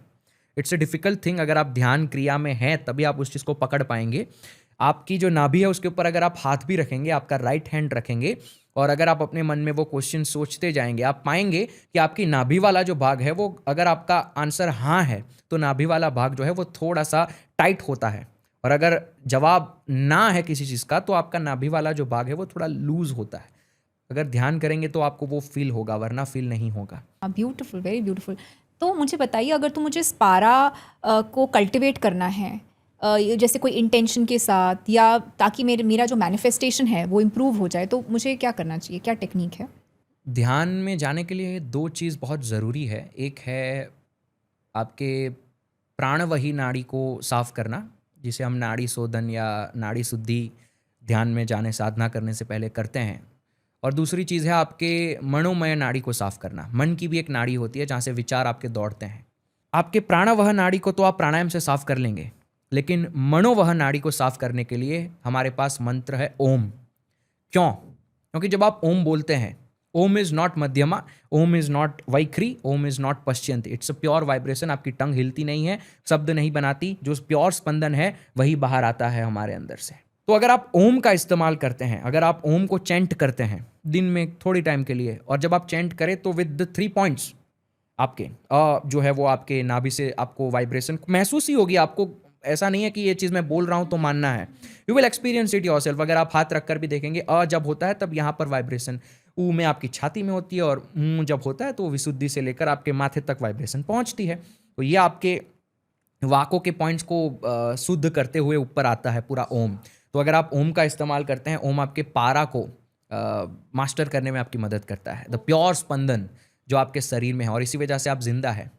जब एक मनुष्य मर जाता है, उसके पास इंद्रियां हैं वैसी की वैसी रहती है, लेकिन इंद्रियां का फ्यूज़ चला जाता है, यानी यू आर नाउ एक मॉडल जो काम नहीं करेगा, बस एक पुतला है आप मिट्टी का। क्योंकि हमारे अंदर स्पंदन था, उस वजह से हमारी इंद्रियां काम कर रही थी। स्पंदन चला गया, इंद्रियां काम करना बंद कर देगी, और वो स्पंदन असल में ओम है। इसीलिए कहा जाता है ओम इस सृष्टि का सृष्टि को बनाने में जो सबसे पहला आवाज़ है वो ओम है, या कोई भी मंत्र को बोलने से पहले ओम क्यों बोला जाता है? क्योंकि ओम से आप पहले अपने सारे वाकों को शुद्ध करते हैं, फिर आगे का मंत्र होता है, चाहे वो अच्छा। महामृत्युंजय हो, गायत्री हो, कुछ भी हो। Okay okay. अभी आपने मृत्यु की बात करी, मेरा एक सवाल आ रहा है। आपने ये शायद से कहीं बोला था कि जब एक डेड बॉडी को हम देखें तो उससे हमें ये पता चलता है कि उसकी डेथ कैसे हुई है और जो प्राण है वो कहाँ से निकले हैं, करेक्ट? कैसे? हमारे शरीर में जो 7 चक्र हैं, वो चक्र हमारी अलग अलग इंद्रियों के साथ जुड़े हुए हैं। हम देखते हैं लोगों के नाक में रुई डाली जाती है जब किसी की मृत्यु होती है, क्योंकि साइंटिफिकली खून आता है कई बार। कुछ लोग मल मूत्र कर देते हैं जब उनकी मृत्यु होती है, क्योंकि वो आपका नाक और आपके मल मूत्र के स्थान वो मूलाधार से जुड़े हुए हैं, स्वादिष्ठान से जुड़े हुए हैं। मूलाधार जो है वो आपके जनेंद्रियों के नीचे, जब आप नीचे ज़मीन पर बैठते हैं, जो पॉइंट आपका ज़मीन पर टच होता है, वहाँ अगर आप धीरे धीरे ध्यान लगाएंगे तो आपको मूलाधार की लोकेशन मिल जाएगी। स्वादिष्ठान आपकी नाभि के 3-4 उंगली नीचे स्वादिष्ठान चक्र, आपकी नाभि में, नाभि के आसपास के एरिया में, नाभि के अंदर अगर आप ध्यान लगाएंगे वो मणिपुर का है। अगर आप ऊपर आएंगे छाती के बीचों बीच अनाहता, गले में यहाँ पर जो आपका गड्ढा होता है दैट्स विशुद्धि, यहाँ पर आपका आज्ञा चक्र, और सहस्रार चक्र की तो ज़रूरत नहीं है because it's a totally different thing वहाँ तक पहुँचना। तो ये आपके चक्र होते हैं। अब आपके मूलाधार और आपके स्वादिष्ठान में आपका जीवन ज़्यादातर चलता है, क्योंकि वहीं से आपके डिज़ायर्स, वहीं से आपका सर्वाइवल इंस्टिंक्ट, वहीं से ये सब कुछ जो है वो चलता है। तो आप नॉर्मली अपनी लाइफ को उसी 2 चक्रों में बिता देते हैं। तो जब कोई ऐसा इंसान जो मोह माया में ही जिया हो, जिसने कभी ध्यान या ऐसी कोई योगा प्राणायाम क्रियाएं नहीं की और उसके ऊपर के चक्र डेवलप नहीं हुए हैं, तो जब उसकी मृत्यु होती है तो वो मूलाधार या स्वादिष्ठान से अपने शरीर को एग्जिट करता है।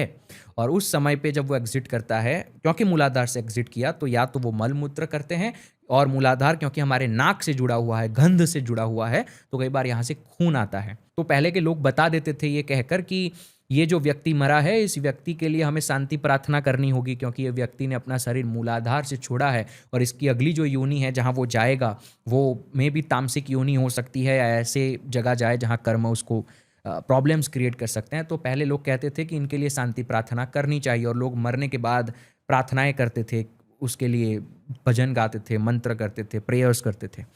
फिर आपके मणिपुर पे आएंगे अगर, तो आपकी जो आँखें हैं वो बड़ी हो जाती है। कुछ लोगों की आंखें बड़ी सी हो जाती है, बाहर आ जाते हैं आई बॉल्स टोटली, वो मणिपुर है। मणिपुर का चक्र से अगर आपने शरीर छोड़ा, उसके ऊपर वाले चक्र से अगर आपने शरीर छोड़ा, तो आपकी आंखें ऊपर चली जाती है और eyeball rolls up, because वो 3 जो चक्र है वो माने जाते हैं कि सहाय चक्र, 3 ऊपर के हायर चक्र सिस्टम है, 3 नीचे के लोअर चक्र सिस्टम है। 3 नीचे के जो चक्र है उसी में ज़्यादातर मनुष्य घूमते फिरते रहते हैं, बिकॉज इसी के ऊपर हमारी लाइफ चलती है। हमारी सारी चीज़ें, खाना पीना, sex to food to survival to family, हर चीज़ इन 3 में घूमती है। तो ज़्यादातर हम वहीं पे होते हैं और वहीं से शरीर को छोड़ते हैं। कुछ लोग जो ध्यान क्रिया करते हैं, साधनाएं करते हैं, या भक्ति भाव में उतरे हैं, तो अनाहत खुल जाता है, विशुद्धि खुल जाता है। कोई आर्टिस्ट होगा तो उसका विशुद्धि बड़ा तेज़ी से काम करता है, बिकॉज इट इज़ अ चक्र फॉर क्रिएटिविटी, फॉर एक्सप्रेशन। तो वो में भी ऊपर के चक्र से छोड़े। कोई सहस्त्रार से छोड़ता है तो उसके इस वाले पॉइंट पे छोटा सा क्रैक हो जाता है, वहाँ से खून आता है। तो योगी और जो महासमाधि लेते हैं, they live the body from here. और शमशान में हमारे जो भी पिताजी होते हैं, उनकी हम खोपड़ी को तोड़ते हैं लकड़ी से जब जलाते हैं। लोगों को ये लगता है कि खोपड़ी को तोड़ने से ये जो भी मनुष्य मरा है वो अपने सहस्त्रार से शरीर छोड़ेगा। ऐसा नहीं है। सहस्त्रार से शरीर तब छूटता है जब आपने ध्यान क्रिया साधनाएं की हो। आप अपने हिसाब से किसी को मार के उसके शरीर में से आत्मा यहाँ से नहीं निकाल पाते हैं, लेकिन धीरे धीरे क्योंकि रिचुअल बन गया तो लोग तोड़ते गए खोपड़ियों को, ताकि उनको तसल्ली हो कि मेरे पिताजी ने अपना शरीर अच्छी जगह से छोड़ा। अच्छा, तो दैट्स द थिंग। इस तरीके से आप पता लगा सकते हैं कि कोई अगले जन्म में कहाँ जाएगा, कैसे जाएगा, किस तरीके का उसका जन्म होगा। लोग पहले बता देते थे। ये यू कांट एग्जैक्टली प्रेडिक्ट कि कहाँ कौन सी जगह, लेकिन किस तरीके के एनवायरनमेंट में वो आत्मा जन्म लेगी, वो उन चक्र से निकले हुए स्थान से आप पता लगा सकते हैं। मैं आपसे इसी के बारे में कुछ इंसाइट जानना चाहती हूँ। से सपोजिंग मेरे मूल धारा से प्राण निकले, तो ये मेरी सोल की आगे की अवस्था के बारे में क्या कहता है इन टर्म्स ऑफ मैं कहाँ पैदा होंगी, मेरा कार्मिक एनवायरनमेंट कैसे होगा, मेरी स्थितियाँ कैसे होंगी, थोड़ा इसके बारे में। You will go into the same life process जो आपने अभी जिया है। आपकी जो, क्योंकि मूलाधार से अगर आपके शरीर ने, आपके आत्मा ने शरीर छोड़ा, तो इसका मतलब कि आपके पूरे जीवन में आपने कर्म नए नए बनाए हैं, आपने बहुत सारी तामसिक चीज़ों को किया है। तो इफ मूलाधार से शरीर छूटता है, इसका मतलब कि you will go into the same trap जो आपने अभी जिया है। आप मरे हैं, वापस वही चीज़ें शुरू होगी, वैसा ही जीवन होगा, कर्मों में बंधोगे। अगर आपके जीवन में बहुत मुश्किलें थी, आपके लिए वापस से वो सब चीज़ें शुरू होगी। सो मूलाधार, इसीलिए कहा जाता है मूलाधार को लंका कहा जाता है, रावण की लंका है मूलाधार, क्योंकि वहाँ पर रावण माँ सीता को किडनैप करके ले गया था। तो योग की भाषा में वही लंका है, और वहाँ माँ सीता जो है वो कुंडलिनी है, ऊर्जा वहाँ की वहीं रह जाती है। राम यानी हमारी चेतना, अगर हम हमारे जीवन में ध्यान प्रयोग नहीं करते हैं, यानी हमारा राम अपनी सीता को मूलाधार से नहीं लाता, लंका से नहीं लाते हैं, तो मूलाधार में ही सीता रह जाती है, और आपकी जो मृत्यु है वो मूलाधार से होती है। इस तरीके से भी इस चीज़ को देखा जा सकता है। और स्वादिष्ठान या आपके मणिपूरका से अगर आपका शरीर छोड़ते हैं, मणिपूरका से अगर आपने छोड़ा, it's a good sign, not totally bad. आप जाएंगे ऐसी जगह जहाँ से आपने जो छोड़ा है वहाँ से कंटिन्यू होगा, because that's the main bridge जहाँ से आप हायर चक्र में ट्रांजिट करते हैं। हाँ। सो इस तरीके से डिपेंड करता है। अच्छा, और अगर तो मैंने हायर चक्रा से छोड़ा, जैसे कि अनाहता या फिर विशुद्धि या फिर अग्ना, तो देन इट मीन्स अगर आप अभी स्पिरिचुअलिटी में है, इट मीन्स कि your last death was from either of this chakra. That's why you are continuing your spiritual thing जो आप छोड़ के आए थे। कुछ लोग बहुत भक्ति भाव में जन्म से होते हैं, because they left their body from anahata. कुछ लोग पहले से एनलाइटेंड होते हैं, या कुछ लोग जैसे सदगुरु है, ओशो है, जितने भी मिस्टिक्स के हम उनके बारे में हमने सुना है, maybe they have left their body from the higher chakra, यहाँ से या यहाँ से, और मे बी कुछ लोगों ने अपने सारे चक्रों को कंट्रोल करके शरीर छोड़ा हो, ऐसा भी हो सकता है। डिपेंड्स किस तरीके के वो मिस्टिक हैं, किस तरीके के वो योगी है। तो कुछ लोग भक्ति भाव में है तो अनाहता से छोड़ा होगा, कुछ लोग ध्यान क्रिया में है तो अजिना सहस्त्रार से छोड़ा। और अगर तो यहाँ से छोड़ा, मतलब वो लाइफ और डेथ साइकिल को ब्रेक कर दिया, correct? And that's the end. उसके बाद आप डिसाइड कर सकते हैं कि if you want to go to do some great work for the humanity, then you can go, then come back. Totally depends. Now you are the master of the universe, तो आपके हाथ में है सब कुछ। कई लोगों को ये डिस्टिंक्शन समझ नहीं आता है बिटवीन ज्योतिर्लिंग और शिवलिंग। अब हिंदुस्तान में कहा जाता है कि 12 ज्योतिर्लिंग हैं, और शिवलिंग तो मेरे ख्याल से बहुत ही सारे हैं। तो सबसे पहले इनका डिफरेंस क्या है, और ज्योतिर्लिंग जो बोला जाता है कि सबसे आई थिंक प्योर रूप है शिव का, वो एग्जैक्टली है क्या, यूनिकनेस क्या है उसकी? असल में ज्योतिर्लिंग को अगर हम समझे तो ज्योति यानी फ्लेम, आपके शरीर के अंदर ये जो ज्योतिर्लिंग है वो असल में होता है। अगर आप देखेंगे तो एक इंसान जैसे जैसे बूढ़ा होता है, रीढ़ की हड्डी से झुकने लगता है। रीढ़ की हड्डी है हमारे अंदर, जो रीढ़ की हड्डी असल में हमारे जीवन उसके अंदर है, हमारे स्पाइनल कॉर्ड में है। हम हार्ट ट्रांसप्लांट कर सकते हैं, हम ऑर्गन्स ट्रांसप्लांट कर लेते हैं, लेकिन आज तक कोई स्पाइनल कॉर्ड को ट्रांसप्लांट क्यों नहीं कर पाया? क्योंकि दैट्स द प्लेस जहाँ असल में हमारा जीवन छिपा हुआ है। पेड़ पौधे भी सीधे होते हैं, लेकिन पेड़ पौधे सूख जाते हैं। हमारी तरह उनमें स्पाइनल कॉर्ड नहीं होती, but it's the same thing कि उनके अंदर भी उनकी ऊर्जा जो उनको सीधा रख रही है, दैट्स द सेम थिंग। तो जानवर हैं, जानवर के अंदर स्पाइनल कॉर्ड सीधा नहीं है, उनके अंदर स्पाइनल कॉर्ड इस तरीके से हैं, because they are not yet spiritually evolved. लेकिन हम मनुष्य, अच्छा है कि हम मनुष्य पैदा हुए, we have a straight spinal cord, so that's the true Shivling जो हमारे अंदर मौजूद है। अब जब आप ध्यान क्रिया करते हैं तो धीरे धीरे आपको आपकी रीढ़ की हड्डी के अंदर एक फ्लेम जैसा नजर आता है, जिसको हमारे तंत्र में एक कहानी से बताया गया है, लिंगोद्भव की कहानी है, जहाँ शिव जो है वो एक बड़े से लाइट के खंभे की तरह प्रकट होते हैं, और वो असीम होता है, ऊपर तक जाता है, नीचे उसका कोई स्टार्टिंग पॉइंट और एंड नहीं होता है। और ब्रह्मा और विष्णु उनको ढूंढने जाते हैं कि स्टार्टिंग पॉइंट कौन सा है, एंड पॉइंट कौन सा है। ये एक स्कल्पचर भी है जो बहुत फेमस है, लोग जानते हैं इसके बारे में। वो इसी चीज़ को दर्शाता है जो हमारे अंदर लिंगोद्भव होता है, यानी वो जो फ्लेम आपके अंदर आपके अनुभव में आती है, the flame which you see inside while meditating, और आप एक साधना के स्टेज पे पहुंच जाए तब, तो वो आपके अंदर ज्योतिर्लिंग है जो असल में आपके अंदर उत्पन्न होता है, जो खुद उत्पन्न होता है। इसलिए कहते हैं ज्योतिर्लिंग खुद उत्पन्न हुए हैं, किसी ने उसको कॉन्सिक्रेट नहीं किया है। सो दैट्स द थिंग जो हमारे अंदर उत्पन्न होता है। अब 12 जो ज्योतिर्लिंग है, ये 12 ज्योतिर्लिंग इस तरीके के जगह है, इस तरीके के सेंटर्स हैं इस धरती पर, कि अगर आप वहाँ जाकर अपने लिए कोई योग क्रिया करते हैं, ध्यान करते हैं, तो you will get benefit to awaken your jyotirlinga. वो 12 ऐसे जगह है जहां जाकर आप अगर साधना करते हैं, ध्यान करते हैं, आपको अपने ज्योतिर्लिंग को तुरंत एक्सपीरियंस करने में मदद मिलेगी, सहायता मिलेगी. सो दैट्स ज्योतिर्लिंग. शिवलिंग तो एक निराकार स्वरूप है. और क्या मेरा एक सवाल है, जब आप ज्योतिर्लिंग बोलते हैं कि मेरी एक्टिवेट हो जाएगी अगर, तो मैं ज्योतिर्लिंग के मैंने एक्सपीरियंस एक्टिवेट हो जरूरी नहीं है, but you can experience it. Okay, वो आप फीलिंग बता पाओगे क्या होता है? बिकॉज लोगों ने कुंडलिनी समझा है कि कुंडलिनी हाँ स्पाइन से रिलेटेड है, बट ये ज्योतिर्लिंग का कॉन्सेप्ट बड़ा न्यू है, तो exactly how is it different kundalini feel करना ज्योतिर्लिंग? एनर्जी जो है वो सेम है. Kundalini is the basically thing जिसके ऊपर हम जिंदा है अभी. That's the main life force. उसके उसके उसके बिना हम नहीं जिंदा रह सकते हैं. अगर सीता माता जमीन में चली जाती है अपनी जल कर, जैसा हमने कहानियों में देखा है कि सीता माता जमीन में मिल जाती है. So if kundalini goes away, there is no Ram and there is no Ramayana. Kundalini है, सीता है, पार्वती है, तभी ये शिव है, तभी ये कॉन्शियसनेस है हमारे अंदर. तो वही ऊर्जा हर चीज़ में काम कर रही है. वही अग्नि हमारे अंदर, आप देखो हमारे अंदर अग्नि है. चाहे आप कोई भी चीज़ को देखो, जब आपको किसी के साथ प्रेम अनुभव होता है तो आपको गर्माहट महसूस होती है.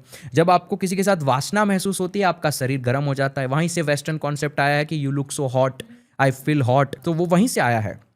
सो ये हमें जब भूख लगती है तब हमें अंदर जठराग्नि है वो हमारी काम करती है.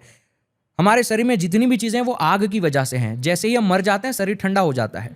So the flame, the fire, इसका मतलब वो वाली आग नहीं जो हम फिजिकली देखते हैं, but it's a heat, it's ojas, it's tapas जो हमारे अंदर कुंडलिनी ही पैदा करती है और उसी की वजह से हम जिंदा है.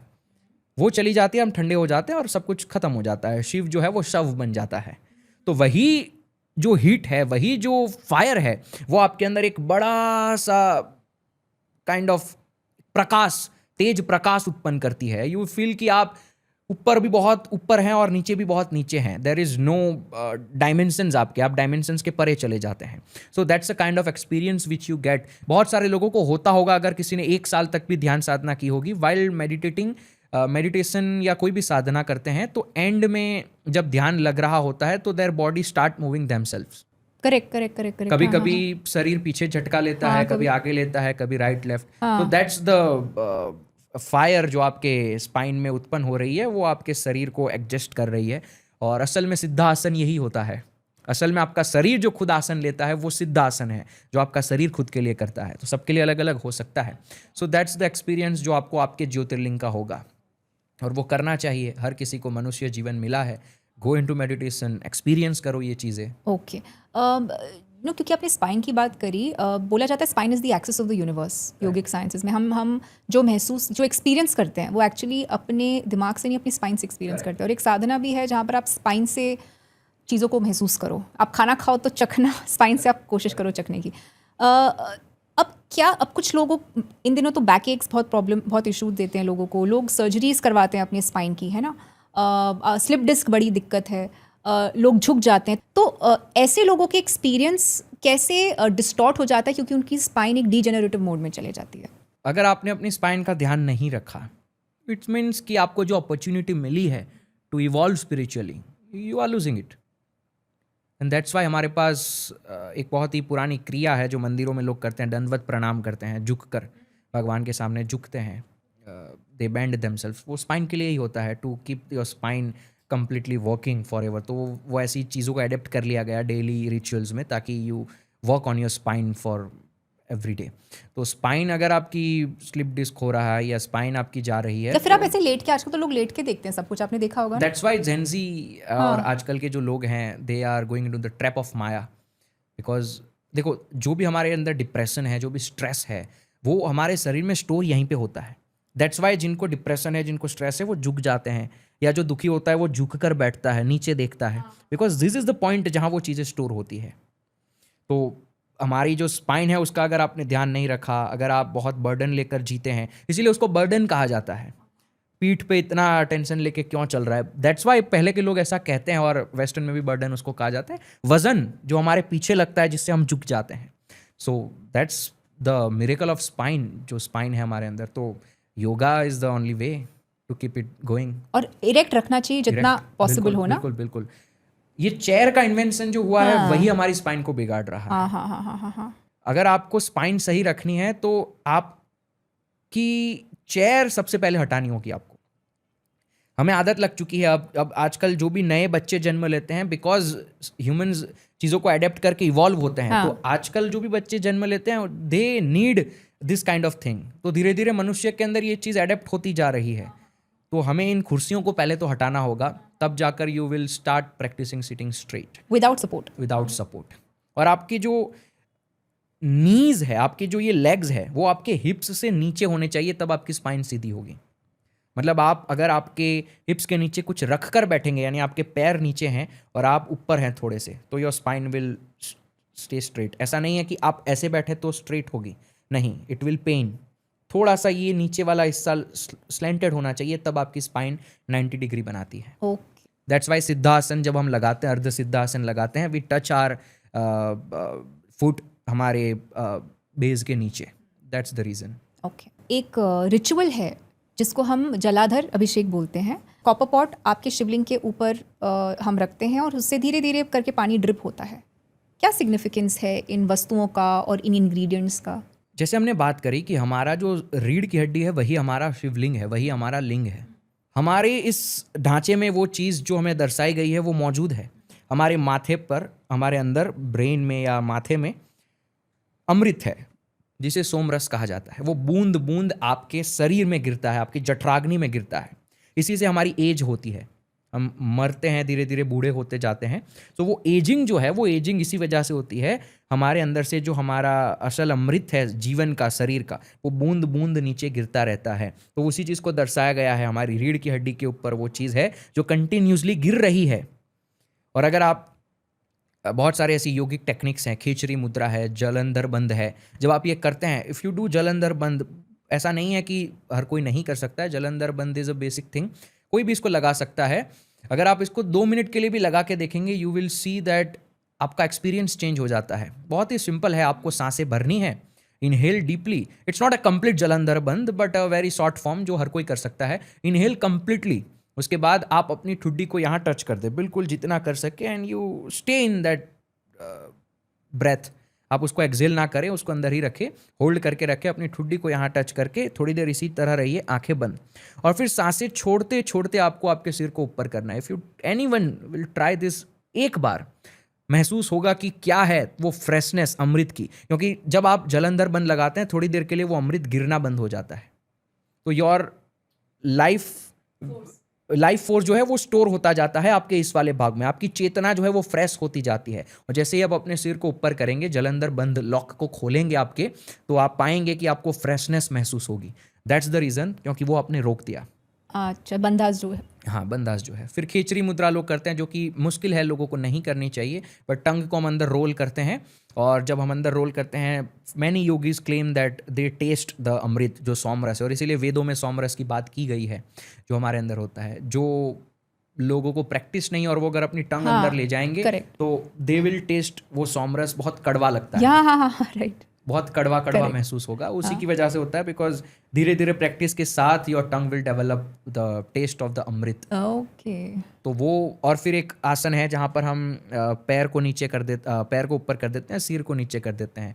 कहा जाता है बिस्तर पे लेटने से पहले आप थोड़ी देर अपने सिर को नीचे लटका दीजिए और थोड़ी देर उसी पोजीशन में रहिए। व्हाट हैपेंस इज, आप अपने अमृत को जो नीचे गिर रहा है उसको आप ऊपर गिराते हैं, उल्टे हो जाते हैं आप। आपका सिर नीचे है, पैर ऊपर है, तो your hairs will get a glow, your age will reverse back. लेकिन एक सर्टेन टाइम के बाद आपके साथ ये होगा। इट्स नॉट कि आप अभी 14, 15, 18 साल के हैं, 24 साल के हैं और आप ये चीज़ करें। No, you will age for some times, इसके बाद वापस से एज रिवर्सल होगा।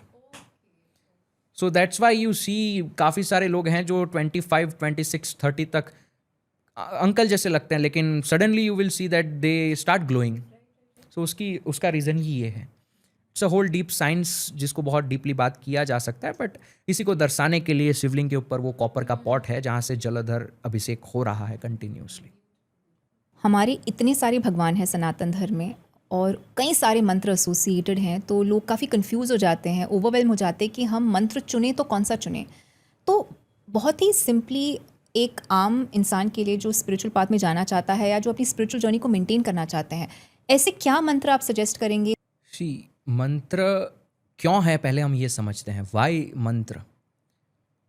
काफी सारे लोगों को नींद जब आती है तो झटके लगते हैं शरीर को, जिसे साइंस हाइपनिक जर्क कहता है। वो इसलिए होता है क्योंकि आपका शरीर जो है वो अभी एक्शन मोड में है थोड़ा सा, और आपकी चेतना जो है वो निद्रावस्था में गिरने लगती है। तो शरीर वापस से चेतना को लाने के लिए झटका देता है और आपकी चेतना वापस जाग जाती है। आप कई बार झटके से उठ जाते हैं, हाइपनिक जर्क जिसको साइंटिफिकली कहा गया। अब यही चीज़ हमारे लिए एक बहुत बड़ा डिस्ट्रैक्शन बनती है जब हम मेडिटेशन में जाते हैं। हमारी बॉडी जो है वो क्लिंज करती है कि हम फिजिकलिटी को छोड़ के ना जाए।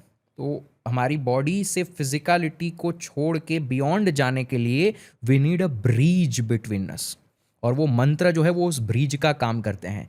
जो हाइपनिक जर्क लगता है उसको हम रोक सकते हैं वाइल यूजिंग मंत्र। ऐसे सोच सकते हैं कि अगर आप कार चला रहे हैं, मैनुअल कार, आपने क्लच नहीं दबाया, आपने गियर शिफ्ट कर दिया, मतलब आपका जो चेतना है वो जागृत से सुसुप्ति में चली गई, लेकिन आपने क्लच नहीं दबाया था, यानी आपकी गाड़ी झटका देगी। तो अब आप क्लच दबाते हैं, वो मंत्र है, दैट्स अ ब्रीज। तो जब आप मंत्र इस्तेमाल करते हैं वो आपको मदद करता है to very smoothly transit your consciousness into deeper level. अब मेरे लिए तो पर्सनली, क्योंकि मैंने अभी इस पॉडकास्ट में कहा कि we have to go beyond our वाक्स, तो मंत्र जो है वो वाक के ऊपर वाले भाग में है। तो आप मंत्र का इस्तेमाल करके धीरे धीरे अपने वाकों को अंदर तक महसूस करके यू लेट गो, मंत्र को छोड़ देते हैं हम लोग। लेकिन अगर एक्चुअली अभी कुछ लोग हैं जो मंत्र को मतलब चाहते हैं कि they need some kind of mantras और समथिंग, तो सबसे पहले भगवान शिव के लिए तो सिंपल मंत्र है, उनका ओरिजिनल स्पंदन महामंत्र ओम, ओमकार। लेकिन हनुमान जी के लिए एक बहुत ही बेहतरीन तरीके से समझा जाए वैसा मंत्र है। लोग कंफ्यूज होते हैं कि मंत्र को समझा जाए या मंत्र को बिना समझे बोला जाए। इसका जवाब आपको यहाँ से मिलेगा। हनुमान जी की एक पंक्ति है, एक मंत्र है, मनोजवम मारुततुल्य वेगम जितेंद्रियम बुद्धि मताम वरिष्ठम वातात्मजम वानरयुक्त मुख्यम श्री राम दूतम शरणम प्रपद्ये। अब ये मंत्र में बहुत खूबसूरत तरीके से हमें एक प्रैक्टिकल टेक्निक को समझाया गया है। तो ये मंत्र बोलने वाला मंत्र नहीं है, इस मंत्र को समझने वाला मंत्र है। क्या समझाया है मैं समझाता हूं। मनोजवम मारुततुल्य वेगम, मन और मनोजवम मारुत, मारुत यानी आपकी ब्रेथ, तुल्य वेगम, वेगम यानी कि स्पीड, और तुल्य यानी कंपैरिजन। सो आप ऑब्जर्व करो, जब आपके मन में गुस्सा होता है तो वो गुस्सा आपके शरीर में जब आता है, बीच में स्टेज है प्राणमय कोश, आपकी सांसें तेज हो जाती है। जब आपका मन शांत होता है, सांसें शांत हो जाती है और आपके शरीर में वो शांति आपको महसूस होती है। तो ब्रीज जो है, मन से आपके शरीर में वो एक्सपीरियंस हो, उसके बीच ब्रीज है आपकी सांसें, आपकी ब्रेथ। तो वही यहाँ पहली लाइन में बताया गया है, मनोजवम मारुततुल्य वेगम। अब बाद में आता है जितेंद्रियम बुद्धि मताम वरिष्ठम, यानी अगर आप बुद्धि का इस्तेमाल करो तो यही चीज को आप उल्टा कर सकते हो। यानी मन जो है उसकी चीजें सांसों की मदद से आपके शरीर को भेज रहा है। मन के हाथ में है सांसें, लेकिन शरीर के हाथ में भी सांसें हैं, यानी हम भी सांस को कंट्रोल कर सकते हैं। तो अगर आप अपनी सांसों को कंट्रोल करो, बुद्धि का इस्तेमाल करके इस प्रोसेस को उल्टा कर दो, यानी आप अपनी सांसों की गति को स्लो कर दो, तो आप पाओगे आपका मन स्लो हो जाएगा। तो मन आपके शरीर को कंट्रोल कर रहा है, लेकिन इसका उल्टा करो तो आप अपने शरीर से अपने मन को कंट्रोल कर सकते हो। तो वो समझाया है, मनोजवम मारुततुल्य वेगम जितेंद्रियम बुद्धि मताम वरिष्ठम। फिर आगे बताया है, वातात्मजम वानरयुक्त मुख्यम श्री राम दूतम शरणम प्रपद्ये। ये बहुत ही सिंपल चीज है। वात, हमारे अंदर जो इम्बैलेंस होता है, ये मेंटल जो सफरिंग्स है वो वात के इम्बैलेंस की वजह से होती है। तो इसी को यहाँ समझाया है, वातात्मजम वानरयुक्त मुख्यम। जब भी आपको लगे कि आपके मेंटल इम्बैलेंस हो रही है, श्री रामदूत शरणम प्रपद्ये, यानी आप हनुमान जी के शरण में चले जाओ। मतलब हनुमान जी कौन है? हनुमान जी प्राण है। हनुमान जी को प्राण कहा जाता है। वो पवन देव के पुत्र है, और हम जो सांसें लेते हैं उसके साथ प्राण अंदर लेते हैं। तो हमारी सांस जो हवा है, पवन है, उसके पुत्र यानी सांसों के साथ अंदर जो जाती है लाइफ फोर्स, वो प्राण है। अगर आप प्राण को एक्सपीरियंस करना चाहते हैं, बहुत सिंपल चीज़ है, आप सांसें भरिए, फिर आप सांसों को छोड़ दीजिए और थोड़ी देर तक आप सांसें मत लीजिए, तो आप पाएंगे थोड़ी देर तक आप बिल्कुल रिलैक्स रह सकते हैं बिना सांसों के। वाई? बिकॉज आपने जो सांस ली थी उसके साथ प्राण गए, वो प्राण आपके शरीर को थोड़ी देर तक चलाएंगे। फिर आप वापस से सांस नहीं लेंगे तो वो प्राण यूज हो जाएंगे आपके शरीर को चलाने के लिए, और फिर आपको सफोकेशन फील होगा। फिर अगर आप बात करें महामृत्युंजय मंत्र की, गायत्री मंत्र की, तो ये ऐसे मंत्र है जो मंत्र खुद शब्दों में भी पावरफुल है और उसके मतलब भी है। जैसे महामृत्युंजय मंत्र का भी लास्ट लाइन में यही समझाया जाता है, उसका मतलब ये नहीं है कि मुझे मृत्यु से दूर रखो, मुझे मृत्यु नहीं चाहिए, उसका मतलब ये नहीं है। महामृत्युंजय मंत्र ये समझा रहा है कि हे महादेव, मुझे इस तरीके से मेरी ध्यान क्रिया में इतना ले जाओ कि मैं इतना समझ जाऊं कि मैं मृत्यु और जीवन के परे हूं, यानी मैं मृत्यु के परे हो जाऊं। तो वो महामृत्युंजय मंत्र कह रहा है। लोग इसको इसलिए करते हैं ताकि मौत से बचे रहे, ऐसा नहीं है। तो दिस इज हाउ मंत्र डिफर्स। मंत्र मतलब से भी समझे जा सकते हैं एंड शब्द भी उसके पावरफुल होते हैं। तो हनुमान जी के लिए आप कोई मंत्र ना करो, हनुमान जी तो आपकी सांसें ही है। You don't need any other मंत्र। जो आपको नेचर ने गिफ्ट दी है वो सबसे बड़ा मंत्र है, आपकी सांसें। और एक खूबसूरत गाना इसी के ऊपर है, सांसों की माला पे सिमरू मैं तेरा नाम। तो ये माला सबसे बड़ी माला है, वो माला से भी बड़ी। और इसीलिए कबीर ने कहा है कहीं पर कि भला हुआ मोरी माला टूटी, भला हुआ मोरी माला टूटी, मैं तो राम जगत से छूटी रे, मेरे मन से तली बला। कबीर इज सेइंग कि मेरे मन से ये बला तल गई, ये माला जो जपते हैं लोग वो बला तल गई, क्योंकि उन्होंने असल वाली माला को पहचाना। तो इसलिए कबीर ने ये कहा, लेकिन कबीर को कोई समझ नहीं पाए। तो ये है खूबसूरती, असल मंत्र। तो आपने पूछा था कि शिव जी का मंत्र क्या है, कृष्ण जी का मंत्र क्या है, लेकिन असल मंत्र तो ये ब्रह्मांड ने हमें दिया है, वो सांसें हैं। सिंपल। इट्स नॉट कबीर, लेकिन हमारे गुजरात में एक गंगा सती करके एक फीमेल योगिनी रह चुके हैं। वंडरफुली पोएम्स के माध्यम से उन्होंने डीप स्पिरिचुअल अनुभव को समझाया है। उनका एक बहुत ही फेमस लोर है जिसको गुजरात में सब जानते हैं, एंड दैट इज कि विजड़ी ना चमकारे मोतीड़ा पिरोई ले जो पानबा। वो पानबा को ऐसा कह रहे हैं, Panba is another lady who is listening Ganga Sati की बात। तो गंगा सती समझा रही है पानबा को कि विजड़ी ना चमकारे मोतीड़ा पिरोई ले जे पानबा, 21,600 ने काल खासे रे। Now this is a beautiful thing, let me explain. विजड़ी ना चमकारे मीन्स कि जब तक यू हैव दिस लाइफ तब तक तुम मोतियों को पिरो लो। अब कहाँ पिरोना है मोतियों को, वो बहुत खूबसूरती से समझाया है। 21,600 को काल खासे रे। काल मतलब ये समय, आपके जीवन में, आपके पूरे दिन में आप 21,600 मतलब 21,600 ब्रेथ्स लेते हैं। ये धीरे धीरे ये जीवन का जो समय है वो खाता जा रहा है। तो वो पानबा को कह रहे हैं कि इस जीवन में जब तक तुम्हारे पास ये रोशनी है, ये बिजली है, तब तक आप इन मोतियों को अपने 21,600 सांसों में पिरो लो, यानी सांसों की माला को जप लो। बहुत खूबसूरती से ये मंत्र को उन्होंने कहा है। तो 21,600 तो हम ध्यान नहीं कर सकते हैं पूरे दिन, वी हैव वर्क, बट आप दिन में एटलीस्ट थोड़ा सा टाइम निकालकर 21,600 में से अगर आप 500 सांसों पर भी ध्यान लगा लेंगे, इट्स मोर देन इनफ। और हमारे गुजरात में जो गोरख और ये जो भी हमारे दत्तात्रेय जो हमारे गॉड हैं, उनका पंथ चलता है। कहा जाता है कि अगर आप पूरे 21,600 सांसों को ध्यान लगा ले एक दिन में, आप गौतम बुद्ध बन सकते हैं। अच्छा, but it's so difficult, you can't do it. एक भी सांस मिस नहीं होनी चाहिए। If you are able to do this, you are enlightened. So इतनी बड़ी माला जो हमें दी गई है, इतना बड़ा मंत्र जो दिया है, उसी पे सिमरन करो उसका। हमने पॉडकास्ट शुरू किया नथिंगनेस से, शिवा के फॉर्मलेसनेस से। एक और डायमेंशन ऑफ शिवा जो काफ़ी इंट्रीग वाला है वो है उसका काल भैरव फॉर्म। और मेरे ख्याल से भैरवी स्त्रोत, तो मुझे इसके बारे में ज़्यादा जानकारी नहीं, पर भैरवी स्त्रोत एक शील्ड, एक प्रोटेक्शन का एक सिंबलिज्म होता है। तो मैं आपसे थोड़ा काल भैरव का इंसाइट जानना चाहूँगी। इट इज़ सेड कि वक्त सिर्फ एक बार रुका था और वो शिवा ने रोका था, और यही काल भैरव हमको मृत्यु के वक्त काम आता है और लिबरेशन में भी काम आता है। तो इसके बारे में थोड़ा बताइए। Something unique that people don't know of. People don't know anything actually, spirituality को डीपली समझा जाए तो।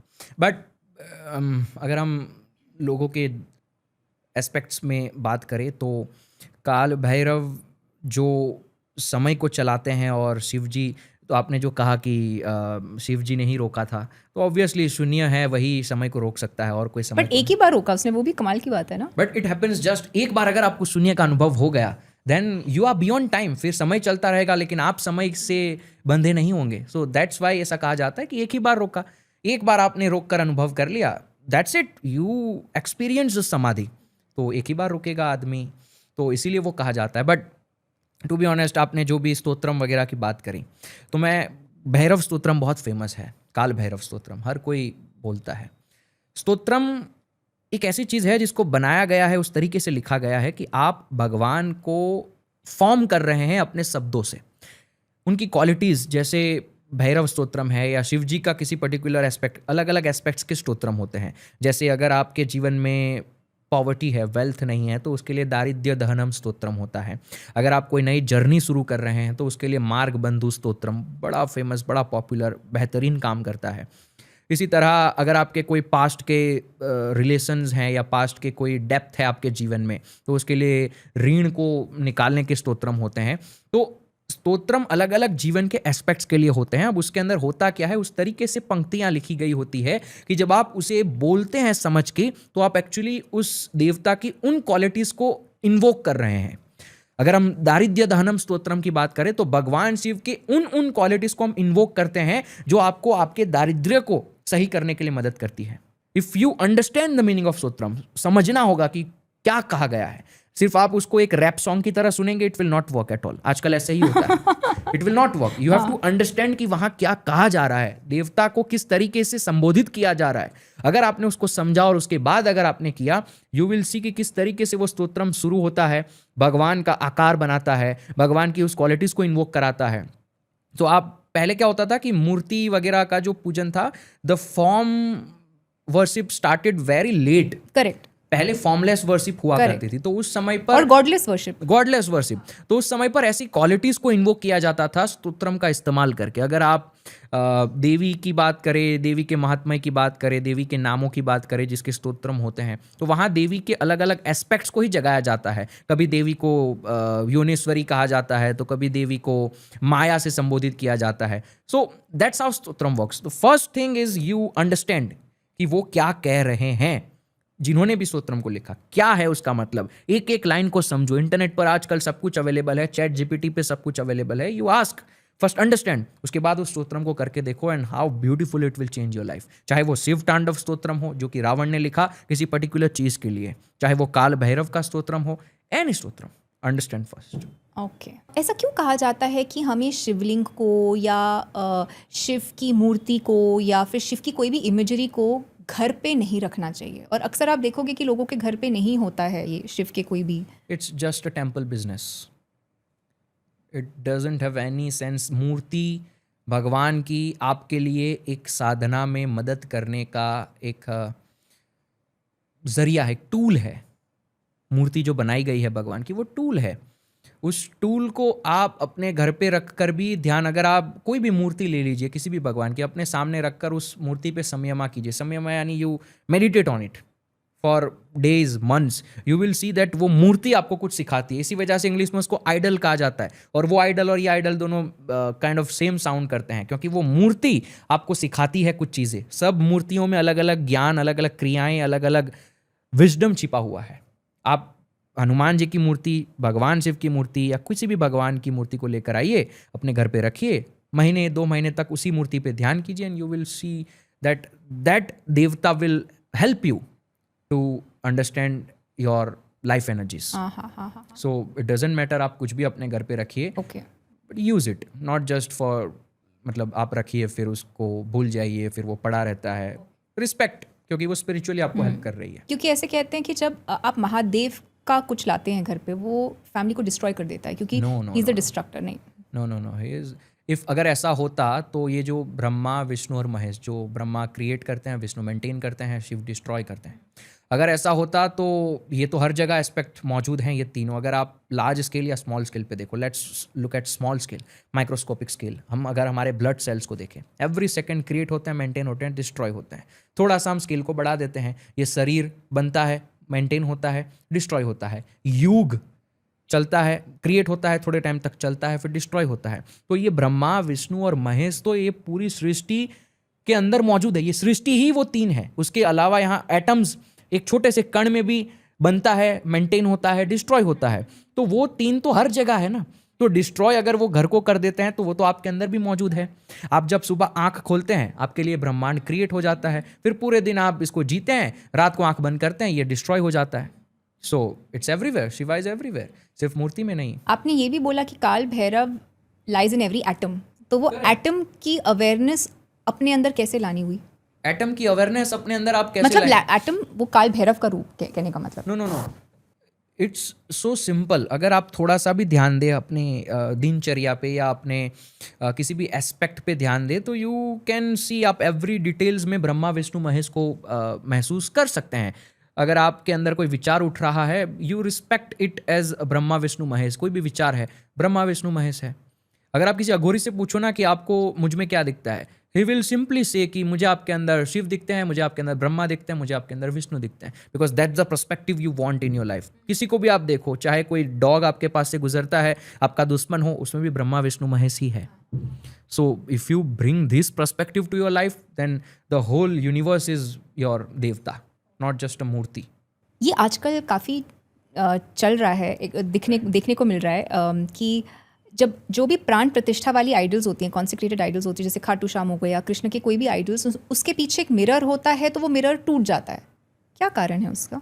ये वीडियोस वायरल होती है जहाँ पर प्राण प्रतिष्ठा करते हैं तो सामने मिरर रखा होता है और रिबिन हटाते हैं आंखों से और वो टूट जाता है और पीपल से कि इसमें भगवान आ चुके हैं। No no no no, big no to this. Actually इसका मतलब थोड़ा और डीप है। जो मिरर है वो मिरर आपकी आंखों को दर्शाता है। Now look into this very wonderful thing. मैंने कहा आगे भी कि भगवान बड़ा चालाक था, वो मनुष्य के अंदर छिप गया और मनुष्य पूरी जगह ढूंढता रहा। जब आप आईने में देखते हैं अपने आप को, यू विल सी कि आपके अंदर से कोई है जो आईने में आपको देख रहा है। आप अपने शरीर को देख रहे हैं आईने में, लेकिन कोई और देख रहा है उसको। तो वो जो मूर्ति के सामने आईना रखा जाता है, it's metaphorical explanation of a thing जो फिलोसोफर्स कह के गए हैं, जो बड़े बड़े मिस्टिक्स कह के गए हैं कि observe the observer. Understand this. हमारी आंखें कांच है। अगर आपको आपके शरीर की प्राण प्रतिष्ठा करनी है, you do a wonderful thing, आप अपनी आंखों को पीछे मोड़ो। मतलब आपकी आंखें पूरी पीछे नहीं जाएगी वरना आप अस्पताल में होंगे। यू टेक योर दृष्टि, योर विजन आपके पीछे अंदर।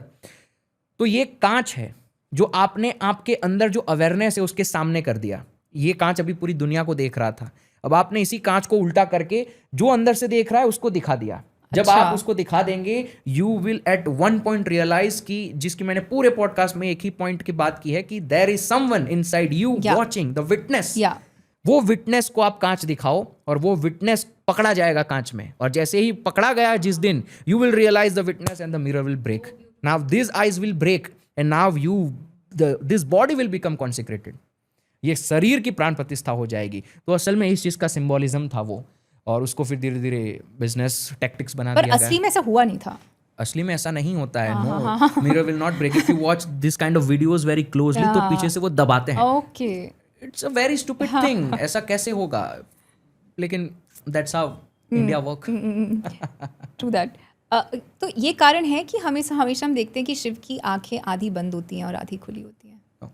No, then it's a different thing. वो सिम्बॉलिकली कुछ और समझाया गया है कि कई बार क्या होता है कि आपके विचार कहीं पर अटक जाते हैं। कहीं आप बैठे हैं और आपके विचार में आप कहीं खो जाते हैं, तो यू विल सी कि your eyes will stuck on some point. आप खो जाते हैं, सामने वाले को लगता है कि ये कहीं खो गया है, लेकिन हम विचार में होते हैं। So when thoughts are so high, तो हमारी दृष्टि जो है वो नहीं काम कर सकती। हमारी दृष्टि किसी पॉइंट को पकड़ के रोक लेती है। हमारे बाजू में कोई होगा तो वो हिलाएगा, भाई कहाँ खो गया तू, बट हम विचार में खो गए होते हैं और दृष्टि एक जगह अटक गई। अब अगर इसी चीज़ का उल्टा कर दिया जाए, हमारी दृष्टि को अगर अटका दिया जाए, तो हमारे अंदर का विचार जो है वो अटक जाएगा। क्योंकि विचार से दृष्टि अटक रही है, तो दृष्टि को कंट्रोल में ले लेंगे तो विचार अटक सकते हैं। इसी चीज़ का उल्टा करना है हमें। तो ये चीज़ को दिखाया गया है जब भगवान शिव ने अपनी नज़र को आधी खुली रखकर यहाँ पर दर्शाया है कि आप कोई भी एक पॉइंट पकड़ लो आपके इस अंधेरे में और उस पॉइंट को देखते रहो। जब आप ऊपर अपनी नज़र ले जाएंगे और एक जगह पर अटका देंगे, तो आपकी आंखें आधी ऑटोमेटिकली खुली ही रहेगी। अगर आप अपना फोटो क्लिक करेंगे कभी ध्यान करते हुए, अगर आपने कभी सांभवी लगाई या अगर आपने कभी यहाँ ध्यान लगाया, your eyes are somewhat open, और उसी को असल सांभवी कहा जाता है। अब अपनी आंखें खुली रखें और आंखें खुली रखकर आपको जो दिख रहा है, धीरे धीरे उसी चीज को देखते रहिए और अपने ध्यान को अंदर ले जाइए। That's the real Sambhavi. जब आपके लिए सब कुछ ब्लर होने लगता है और आपका ध्यान लग जाता है खुली आंखों से, दैट्स द रियल सांभवी। और उसी चीज को दर्शाया जा रहा है कि आपकी आंखें खुली रहती है और आपका ध्यान यहाँ लग जाता है। सो दैट्स वाई उस चीज को वहां पर बताया गया है। So you just take one point आपके अंधेरे में और उस पॉइंट को देखते रहिए, देखते रहिए, देखते रहिए। ऑटोमेटिकली आपके विचार जो है वो अटक जाएंगे। ये एक तरीका है कि आप अपनी दृष्टि की धारा से ध्यान लगाइए। दूसरा तरीका है आप अपने नाद की धारा से ध्यान लगा सकते हैं। अगर आपके लिए मुश्किल होता है आंखें बंद करना, तो आप अपने कानों को बंद करके आपके कान में एक आवाज़ आती है उसको सुनने की कोशिश कीजिए, जिसे साउंड ऑफ साइलेंस भी कहा जाता है। नाद बिंदु उपनिषद में अलग अलग नाद अंदर सुनाई देते हैं, ऐसा भी कहा जाता है। तो अगर आप अपने कान बंद करके अपने कान की धारा पर अपने ध्यान को ले जाएंगे तो भी वो धारा आपको ध्यान में उंडा उतार सकती है। इस इंद्री का इस्तेमाल करना चाहते हैं, सांसों की धारा के साथ अपने ध्यान को जोड़ दीजिए, वो भी आपको ध्यान में ले जाएगी। ये सब मुश्किल है तो फिर आता है सबसे आखिरी में मंत्र।